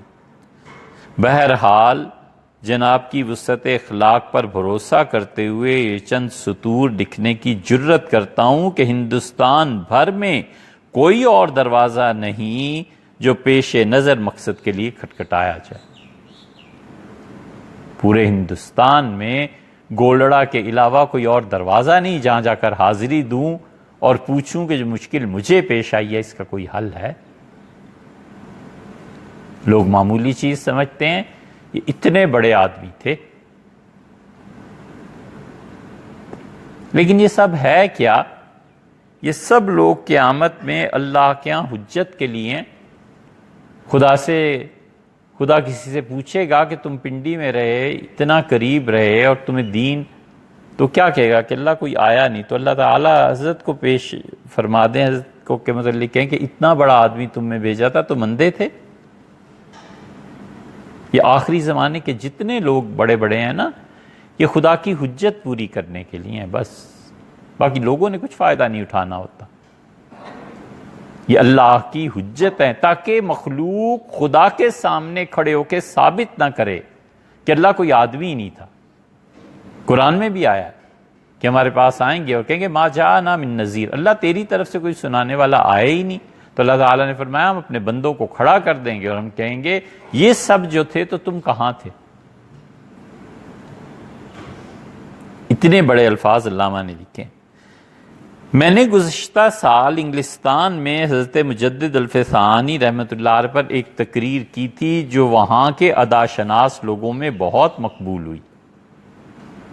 یہ علامہ اپنی ایک تقریر کا ذکر کر رہے ہیں۔ اب پھر ادھر کو جانے کا قصد ہے، اور اس سفر میں حضرت محی الدین ابن عربی رحمۃ اللہ علیہ پہ کچھ کہنے کا ارادہ ہے۔ پہلے حضرت مجدد رحمۃ اللہ علیہ پہ کہا، اور اب اسی لیے علامہ اقبال پہلی مرتبہ جب حضرت مجدد رحمۃ اللہ علیہ کے یہاں گئے ہیں نا، خود لکھا ہے کہ میں نے حضرت سے کہا کہ حضرت میں آئندہ آؤں گا تو اپنے بیٹے کو بھی لے کے آؤں گا، تو جاوید اقبال نے لکھا ہے پھر مجھے لے گئے تھے۔ یعنی علمی تفاوت کے باوجود ایک دوسرے کے احوال سے واقف تھے۔ سید سلیمان ندوی رحمۃ اللہ نے لکھا ہے کہ میں پہلی مرتبہ جب حضرت مجدد الفسانی رحمۃ اللہ کی قبر پہ حاضر ہوا تو میں تھوڑی دیر کھڑا رہا، پھر اس کے بعد پتہ نہیں کیا ہوا، جب آنکھ کھلی تو میں بالکل بے ہوشی سے ہوش میں آیا، تو میں نے پوچھا کیا ہوا؟ ان کا ہمیں کیا پتا کیا ہوا، بس کھڑے کھڑے گر گئے، ختم ہو گئے گویا تو۔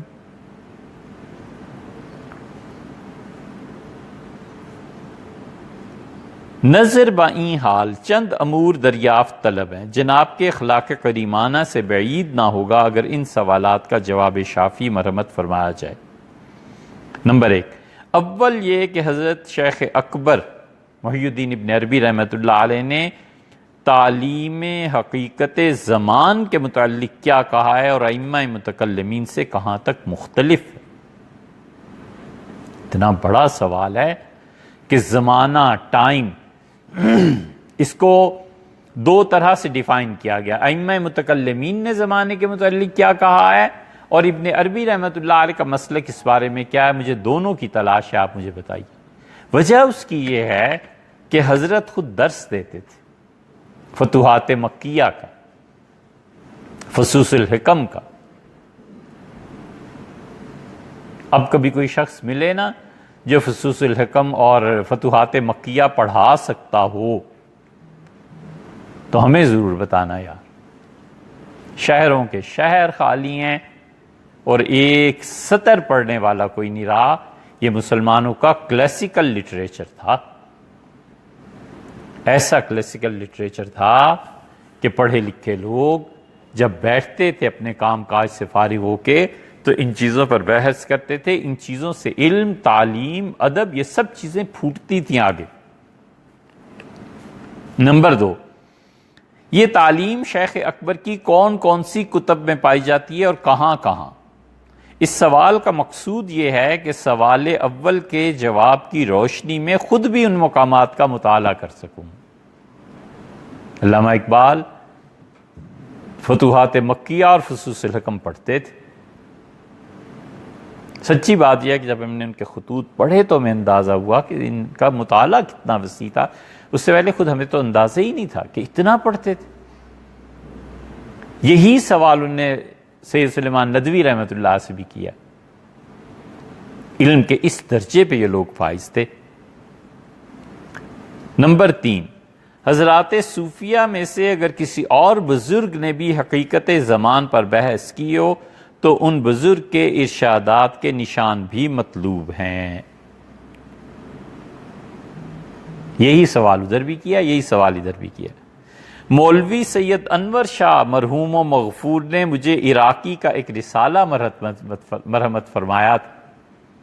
سید انور شاہ صاحب کشمیری رحمۃ اللہ علیہ، ان سے بھی علامہ نے رجوع کیا تھا کہ حضرت میں جا رہا ہوں اور ٹائم اینڈ سپیس، زمان و مکان، اس پہ مجھے بات کرنی ہے. اور ابن عربی رحمۃ اللہ کا کیا نظریہ ہے؟ تو حضرت نے عراقی کا ایک رسالہ بھیجا تھا.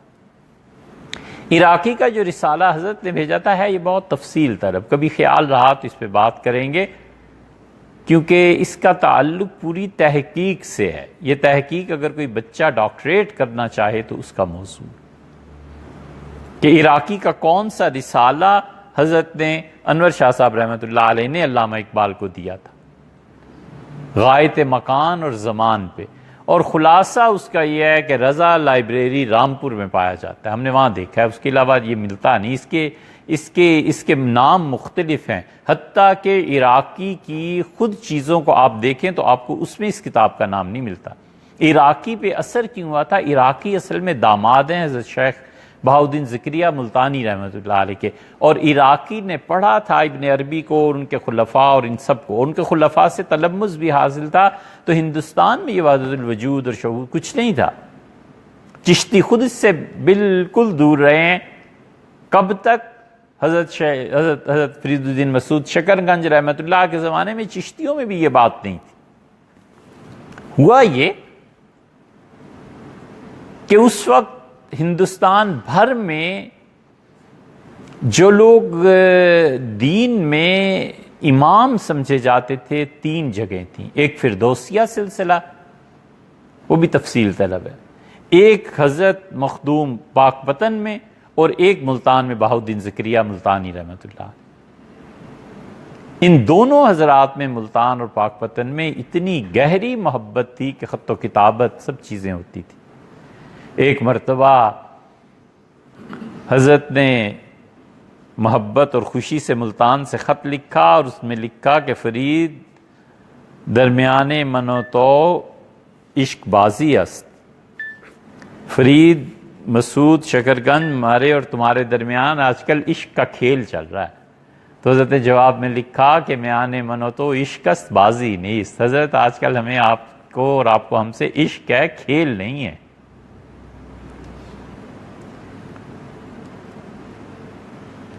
حضرت نظام الدین اولیاء رحمۃ اللہ علیہ کہتے تھے کہ میں جب پڑھتا تھا تو ایک سیاح آیا، دنیا میں گھوما ہوا تھا، تو میرے استاد سے اس نے بات کی اور اس نے کہا میں نے وہاں مرکز دیکھا ہے ملتان میں دین کا، اور پھر اس نے نام لیا حضرت بہاؤالدین زکریا ملتانی رحمۃ اللہ علیہ کا اور کہا میں نے وہاں دیکھا ہے حضرت بہاؤالدین زکریا اصل میں شیخ شہاب الدین سہروردی کے خلیفہ تھے، سلسلہ سہروردیہ وہاں آیا رحمہ اللہ، اور پھر انہوں نے اپنی بیٹی، ان کی رشتہ ہو گیا تھا عراقی سے، عراقی جب ابن عربی کو ان کی تعلیمات یہاں لے کر آئے ہیں تو اس سے وحدت الوجود ہمارے یہاں شروع ہوا ہے، اس سے پہلے کوئی چیز نہیں تھی، یہ علمی چیز ہے۔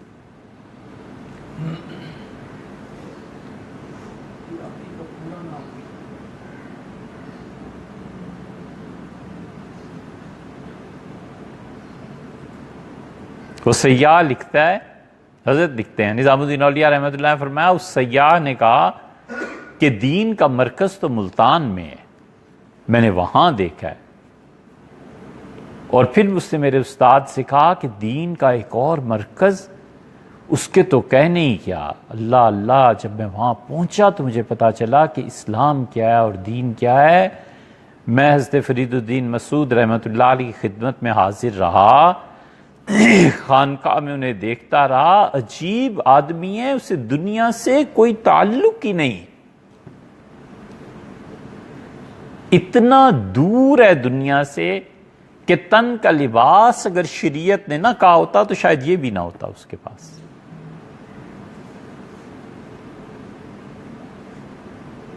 حضرت نظام الدین رحمۃ اللہ نے فرمایا میں بڑے غور سے سنتا، اور پھر اس سے کہا میرے استاد سے کہ میں آپ کو کیا بتاؤں، وہاں جو لوگ کھانے کے لیے آتے ہیں خانقاہ میں،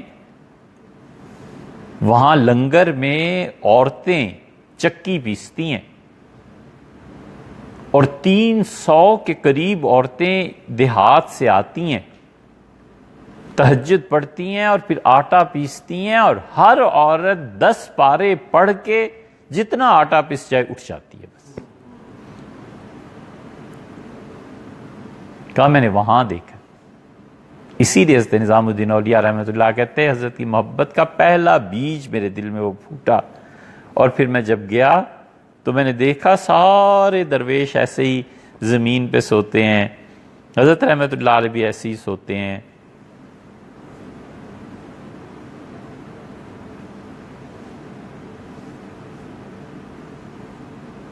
پھر میرے لیے فرمایا کہ اس کو چارپائی دو، تو جب رات آئی تو مجھے بڑی شرم آئی، چارپائی پہ تھوڑی دیر لیٹا، میں نے کہا جہاں 10 پارے پڑھنے والی عورتیں بھی زمین پہ بیٹھ کے چکیاں پیس رہی، تو میں زمین پہ سو گیا۔ اگلے دن شیخ نے پوچھا تو بتایا گیا زمین پہ سویا ہے، تو حضرت نے فرمایا کہ اگر اپنی ماننی ہے تو پھر چلے جاؤ یہاں سے۔ میں بڑا شرمندہ ہوا، میرے لیے خاص طور پہ چارپائی منگوائی، فرمایا اس پہ سو جایا کرو۔ یہ سب شفقتیں ہی تو تھیں، یہ سب محبتیں ہی تو تھیں، پتہ نہیں لوگوں نے نفرتوں کی زبان یہ کب سے پڑھ لی ہے، اللہ جانے کب اس سے جان چھٹے گی۔ نفرتیں، ظلم، خیر پھر اور کہیں نکل جائیں گے۔ لکھتے ہیں کہ یہ تعلیم شیخ اکبر رحمۃ اللہ علیہ کی کن کن کون کون سی کتب میں پائی جاتی ہے اور کہاں۔ حضرت انور شاہ صاحب مرحوم و مغفور نے مجھے عراقی کا ایک رسالہ مرحمت فرمایا تھا، اس کا نام تھا فی درایت الزمان، یہ علامہ مرحوم سے یہاں صاحب ہوا ہے، فی درایت الزمان نام کا کوئی رسالہ نہیں، یہ اس کی پوری تحقیق کسی دن انشاءاللہ عرض کریں گے۔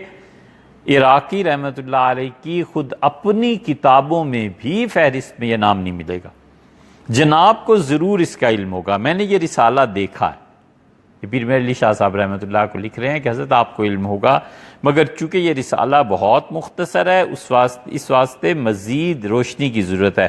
میں نے سنا ہے کہ جناب نے درس و تدریس کا سلسلہ ترک فرما دیا۔ فصوص الحکم پڑھنے والا پنڈی میں کون ہوتا تھا؟ فتوحات مکیہ کس کی سمجھ میں آتی ہوں گی؟ پورا جہالت کا دور تھا، کوئی جانتا ہی نہیں تھا ان چیزوں کو۔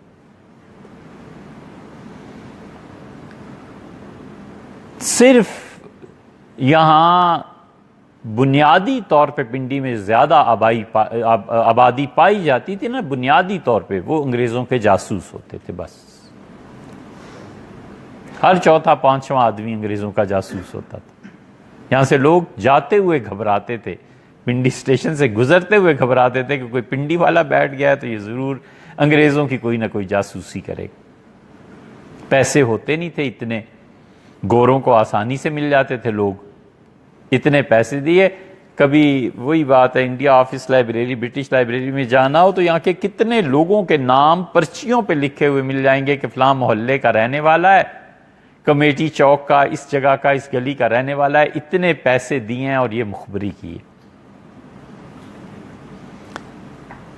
اسی حضرت نے بھی پڑھانا چھوڑ دیا تھا. فطرتاً ان میں ترتیب رہی ہے. ابتدائی عمر میں علم کا غلبہ، درس تدریس کا غلبہ. حضرت تھانوی رحمۃ اللہ میں یہ ترتیب بہت واضح ہو گئی تھی. اور پھر جب عمر ڈھلنے لگی تو تعلیم، علم، کتابیں سب ایک طرف، اور اللہ کا ذکر، عبادت، اس کی یاد، اس کا غلبہ. اور جتنی موت قریب آتی گئی اتنا ہی استغراق، ہو کا عالم، خانقاہ کا خالی ہو جانا. کون سنتا ہے؟ گھنٹے بعد ایک بات کہنی، گھنٹہ کون بیٹھا رہے؟ وہ بات بھی ایسی پتہ نہیں کس جہان کی اور کتنی اونچی ہے، اس کو سمجھائے کون؟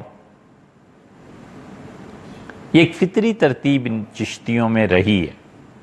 خود علامہ کا بھی یہی حال ہو گیا تھا. علامہ اقبال بھاگتے تھے وحدت الوجود کے نام سے. ان کے والد نے قادری سلسلے میں بیعت کرا دیا تھا اور علامہ پہ بڑا غلبہ تھا وحدت الشہود کا. پھر وحدت الشہود سے وہ تدریجاً آئے ہیں وحدت الوجود کی طرف.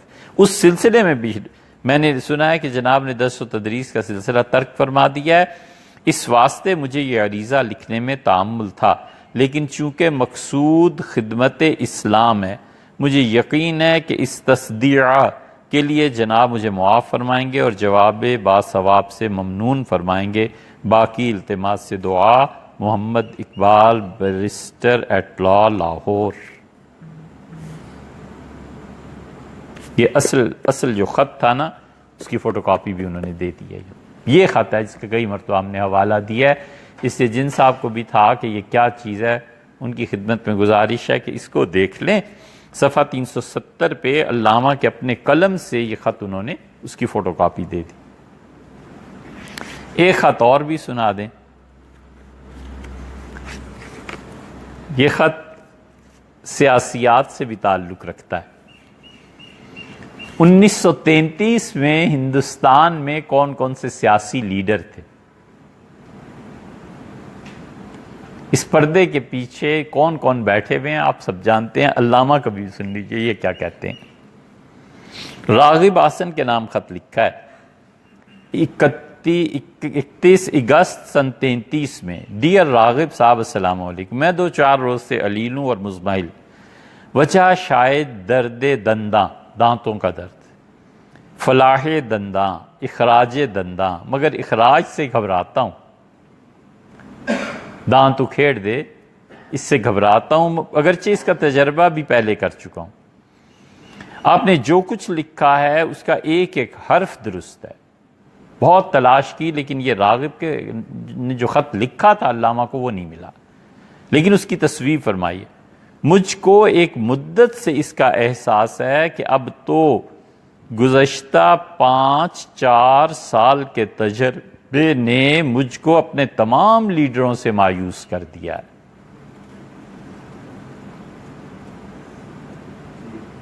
انیس سو 28-29 سے لے کر 33 تک کہتے ہیں جتنے یہ لیڈر ہیں نا، اس وقت سب سے بڑے مسلم لیگی تو تھی، اور کون سے تھے؟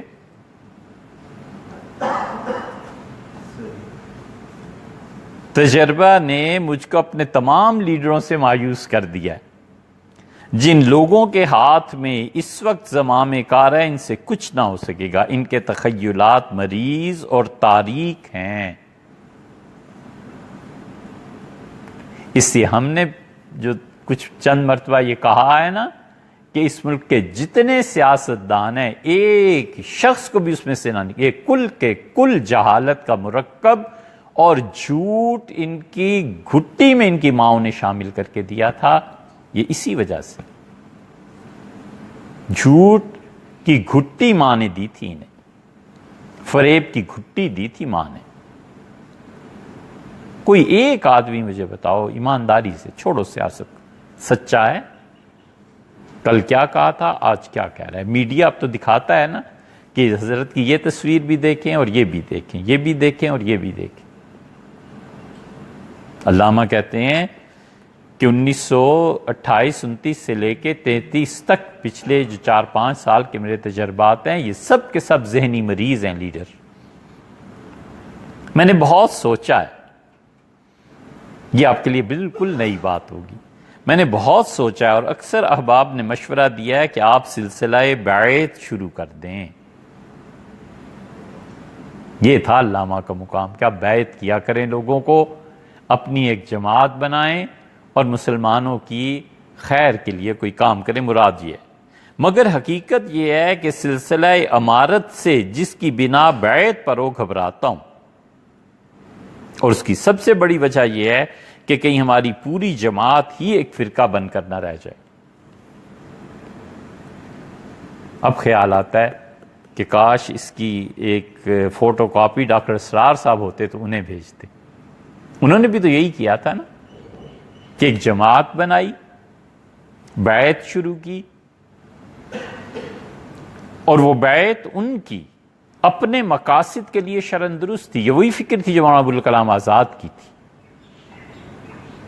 علامہ نے بھی یہی کہا کہ میں نے بہت سوچا ہے کہ سلسلہ بیعت شروع کر کے کیا کریں، ایک جماعت بنا لی جائے، لیکن کہتے ہیں ڈرتا اس بات سے ہوں کہ امیر خود بننا پڑے گا نا، تو امارت سے میں گھبراتا ہوں، اور مشکل یہ ہے کہ کل کو ایسے نہ ہو کہ میری جماعت ایک اور فرقہ بن جائے، جیسے ڈاکٹر سار صاحب کی جماعت بہرحال ایک جماعت تو ہے، تو کہا اس سے گھبراتا ہوں۔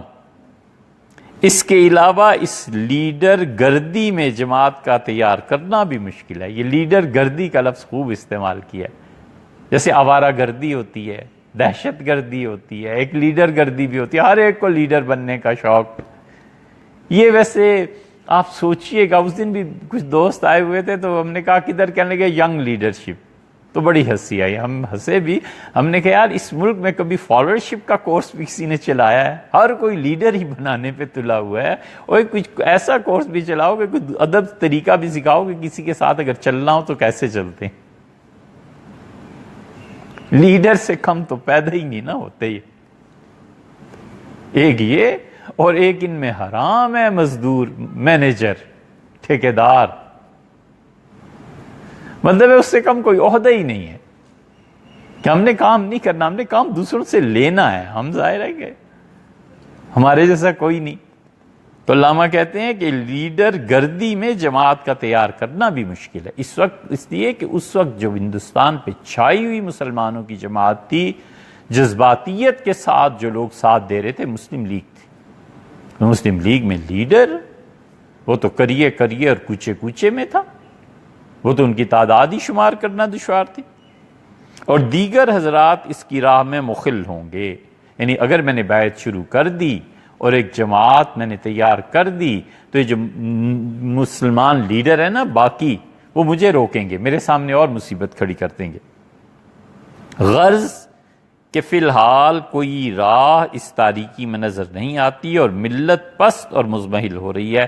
خدا تعالیٰ فضل کرے، کوئی مناسب فضا پیدا کرے، اور کچھ نہیں تو میری پریشانی رفع کر دے۔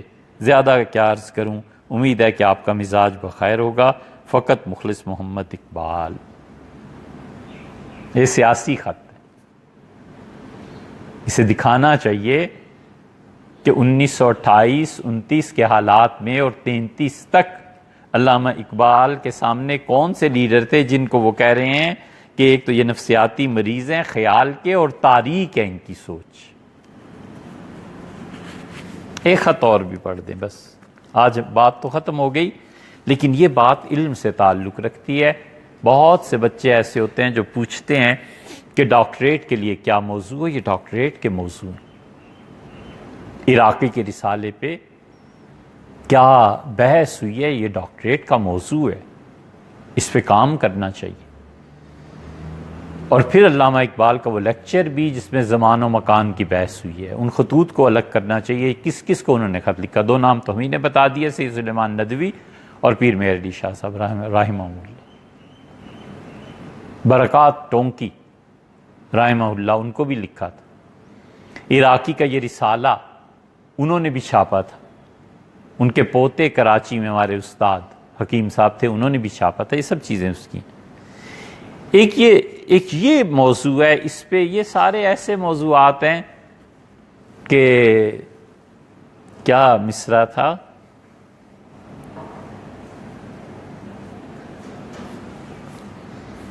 یہ کہ حرف بود کاش کے سجا نوشتائیں، زندگی میں ایک حرف رہ گیا، کاش کے ایسے ہوتا، 100 جگہ لکھتا ہوں۔ یہ ایسی چیزیں ہیں جن کے بارے میں ہم تحقیق کر کے آخری درجے تک پہنچ گئے کہ بس اب اسے لکھنا چاہیے، لیکن پھر لکھا نہیں ہے، مگر آخری حد تک جو تحقیق تھی اس تک پہنچ گئے۔ یہ دیکھو مولوی ابو محمد مصلح سہسرامی، یہ مولوی ابو محمد مصلح 1968 میں ان کا انتقال ہوا ہے۔ قرآن مجید کا جنہوں نے ترجمہ کیا تھا، ہم نے حیدرآباد دکن سے منگوایا ہے۔ قرآن کی پوری ترتیب ہمارے یہاں لائبریری میں موجود ہے۔ ان کا اصل نام وزیر علی خان تھا۔ علامہ اقبال سے ان کی خط و کتابت رہی ہے۔ ان کے والد چراغ علی خان سہسرام صوبہ بہار کے قریب کیتھئی کے رہنے والے تھے، لیکن سہسرام میں رہائش اختیار کر لی تھی۔ یہیں ابو محمد مصلح پیدا ہوئے۔ بچپن ہی میں باپ کا سایہ سر سے اٹھ گیا، لکھنے پڑھنے کا شوق تھا۔ پنجاب یونیورسٹی سے میٹرک اور پھر دارالعلوم دیوبند سے فارغ تحصیل، اور پھر تصنیف و تالیف میں مشغول ہوئے۔ کتابوں کی اشاعت کا کام کیا۔ شاد عظیم آبادی کے کلام کو مرتب کر کے شائع کیا۔ شاد عظیم آبادی میر تقی میر کی طرز کے بہت بڑے شاعر تھے۔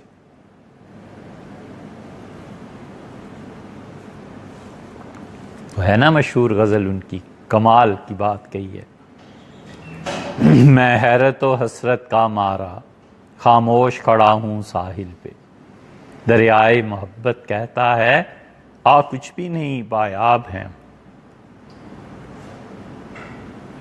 دریائے محبت کہتا ہے آ کچھ بھی نہیں پایاب ہے۔ ڈھونڈو گے، اس کا مطلب ہے ڈھونڈو گے اگر ملکوں ملکوں، ملنے کے نہیں نایاب ہیں ہم۔ ڈھونڈو گے اگر ملکوں ملکوں، ملنے کے نہیں نایاب ہیں ہم، اے اہل زمانہ قدر کرو، نایاب نہ ہوں کم یاب ہیں۔ کمال کی غزل شاد نے کہی۔ اور رسالہ حسن و عشق کے ایڈیٹر بھی رہے۔ اس زمانے میں ان کی تصنیف تاریخ سہسرام شائع ہوئی، جس میں شیر شاہ سوری کے حالات لکھے ہیں۔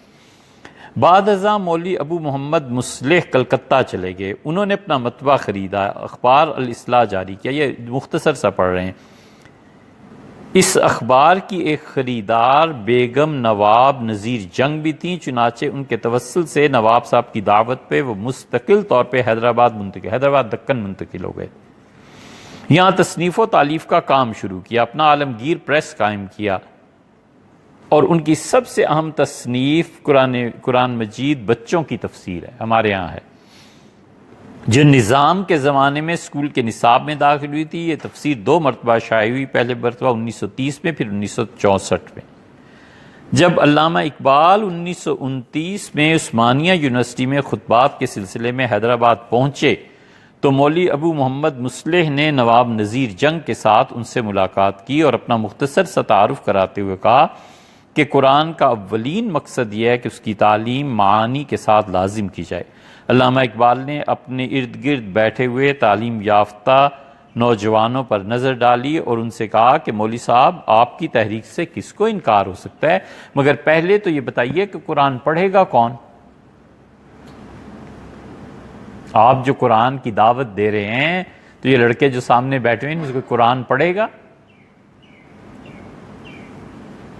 انہوں نے کہا بے شک حقیقی معنی میں قرآن پڑھنے والوں کی کمی ہے، جس دن یہ کمی پوری ہوئی سب کچھ ہو جائے گا، مگر آپ مجھے قرآن کرنے دیجئے، قرآن کرنے دیجئے، یعنی اس کی طرف دعوت، لوگوں کو بلانا، یہ مجھے کرنے دیجئے۔ اور پھر علامہ سے کہا کہ آپ کے حسب منشا قرآن پڑھنے والے بھی قرآن ہی سے پیدا ہوں گے۔ علامہ بھی قرآن کے داعی تھے، یہ بھی قرآن پاک کی طرف امت کو بلانا چاہتے تھے۔ مولوی صاحب نے اپنا مقصد اور تحریک کو عام کرنے کے لیے 1936 میں حیدرآباد کی سکونت ترک کی اور لاہور پہنچ کر بادشاہی مسجد کے حجرے میں مقیم ہو گئے۔ یہاں پورے قرآن پاک کی تفسیر بچوں کے لیے طبع کرائی، ایک اخبار صراط مستقیم کے نام سے نکالا۔ لاہور میں مختلف لوگ ان سے قرآن کی تعلیم حاصل کرتے۔ علامہ اقبال وقتاً فوقتاً مولوی ابو محمد مصلح کے دولت کدے پر حاضر ہوتے اور تبادلہ خیال کرتے۔ علامہ کا خود چل کے آنا، حالانکہ ان کی اللہ نہ کرے ہم توہین نہیں، لیکن وہ بس طبعی طور پہ سستی، بیٹھے رہتے تھے، لیٹے رہتے تھے۔ فرانس گئے اور وہ اتنا بڑا آدمی اس سے ملنا تھا، کیا نام تھا اس کا، مستشرق تھا بہت بڑا، اس کے گاؤں جانا تھا، نہیں یہ پتا چلا کل وہ آ رہا تو کہنے کہ یہیں مل لیں گے، یار کون اب اس کے گاؤں جائے۔ اس سے علامہ نے جب اس نے ٹائم پہ بحث کی علامہ اقبال سے، اور علامہ اقبال نے کہا کہ حضور صلی اللہ علیہ وسلم نے نام نہیں دیا، یہ کہا کہ ہمارے ہاں تو تصور یہ ہے کہ زمانے کو برا نہ کہو، میں خود زمانہ ہوں۔ اللہ کہتا ہے اٹھ کھڑے ہوئے اور کہنے کہا یہ کس نے کہا؟ علامہ اقبال نے کہا کہ ہمارے نبی صلی اللہ علیہ وسلم نے حیران رہ کے کہنے کی اتنی بڑی بات۔ علامہ ان کے پاس جاتے تھے۔ ایک مرتبہ انہوں نے علامہ اقبال کو اپنے کچھ رسالے اور کتابیں دکھائیں اور ایسے قاعدے کا ذکر کیا جو بچوں کو قرآن پڑھانے کے سلسلے میں انہوں نے مرتب کیا تھا۔ یہ قاعدہ علامہ کی نظر سے نہیں گزرا تھا، لیکن وہ اس کی ضرورت کے معترف ہو گئے۔ انہوں نے ڈاکٹر عبداللہ چغتائی کے ذریعے یہ قاعدہ حاصل کیا تاکہ جاوید اقبال کو قرآن پڑھایا جا سکے۔ یہ ہمارے یہاں ہے لائبریری میں۔ اقبال کے انتقال کے بعد اب مولوی صاحب کو کوئی شخص ایسا نہیں نظر آتا تھا جو اشاعت قرآن اور تبلیغ کے سلسلے میں ان سے معاونت کرے، چنانچہ وہ لاہور سے پھر حیدرآباد چلے گئے۔ اس مرتبہ حیدرآباد کے قیام میں انہوں نے اقبال اور قرآن کے عنوان سے ایک کتاب لکھی جس کے کئی ایڈیشن شائع ہو چکے ہیں۔ ایک 3 ماہی رسالہ دا قرآنک ورلڈ انگریزی میں جاری کیا، جو ہندوستان اور اس کے باہر کے ممالک میں کافی مقبول ہوا۔ ڈاکٹر حمید اللہ خان فرانس میں اس کے جوائنٹ ایڈیٹر تھے۔ ایک رسالہ ترجمان القرآن بھی جاری کیا۔ یہ ہے ڈاکٹریٹ کی چیز۔ یہ جو ترجمان القرآن تھا نا، یہ پھر پٹھان کوٹ سے مودودی صاحب نے شروع کیا تھا، اور مودودی صاحب جاتے تھے ان کے درس میں اور نوٹس باقاعدہ لیتے تھے، باقاعدہ لکھتے تھے۔ تحقیق کوئی کرے کہ تفہیم القرآن کتنی ان سے لی گئی،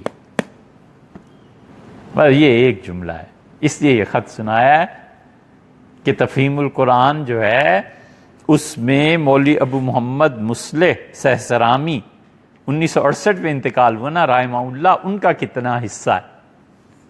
ہم نے جب پڑھا تو میں اندازہ ہوا، اس سے ہم سوچ میں تھے کہ آخر یہ چیز آئی کہاں سے تھی، تو پتہ چلا جو تحقیق کے طور پہ ایک تو مولانا نیازی صاحب تھے، عبدالسلام نیازی رحمۃ اللہ علیہ، جن سے مولانا نے علم کلام پڑھا تھا، مودودی صاحب کی دینیات اور دیگر کتابیں جن میں عقلیات کا غلبہ ہے، یہ سب کا سب ان کا فضل حق خیر آبادی فلسفے، یہ سب کے سب وہاں کی چیز ہے۔ اور دوسرے یہ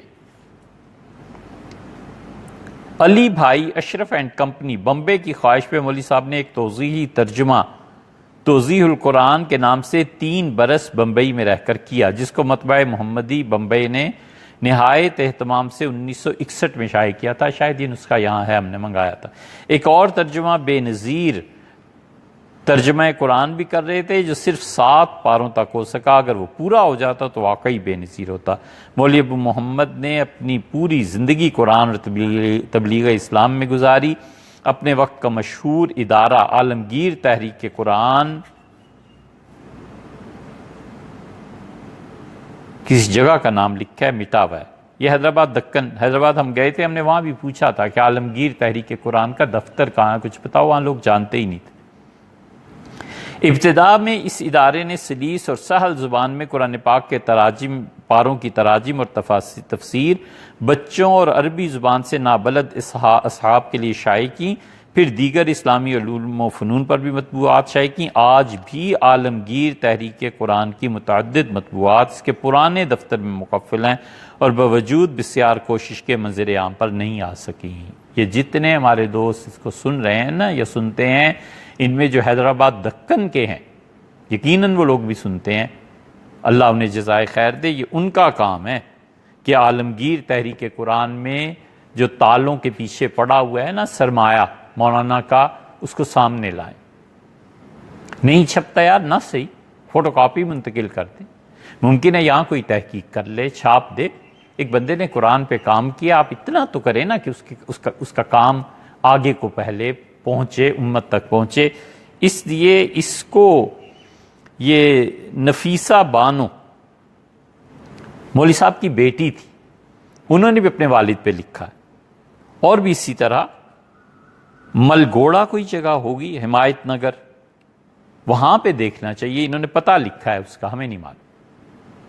تو یہ سارا خط اس لیے سنایا ہے کہ پی ایچ ڈی اور ڈاکٹریٹ کے لیے بچے کہتے ہیں نا کہ موضوع کیا ہو، تو موضوع یہ متعین کیجئے کہ مولانا کا اور تفہیم القرآن کا کیا تعلق ہے، اس کا کتنا اثر قبول کیا ہے یا نہیں کیا، اس سے کچھ استفادہ کیا ہے یا نہیں کیا.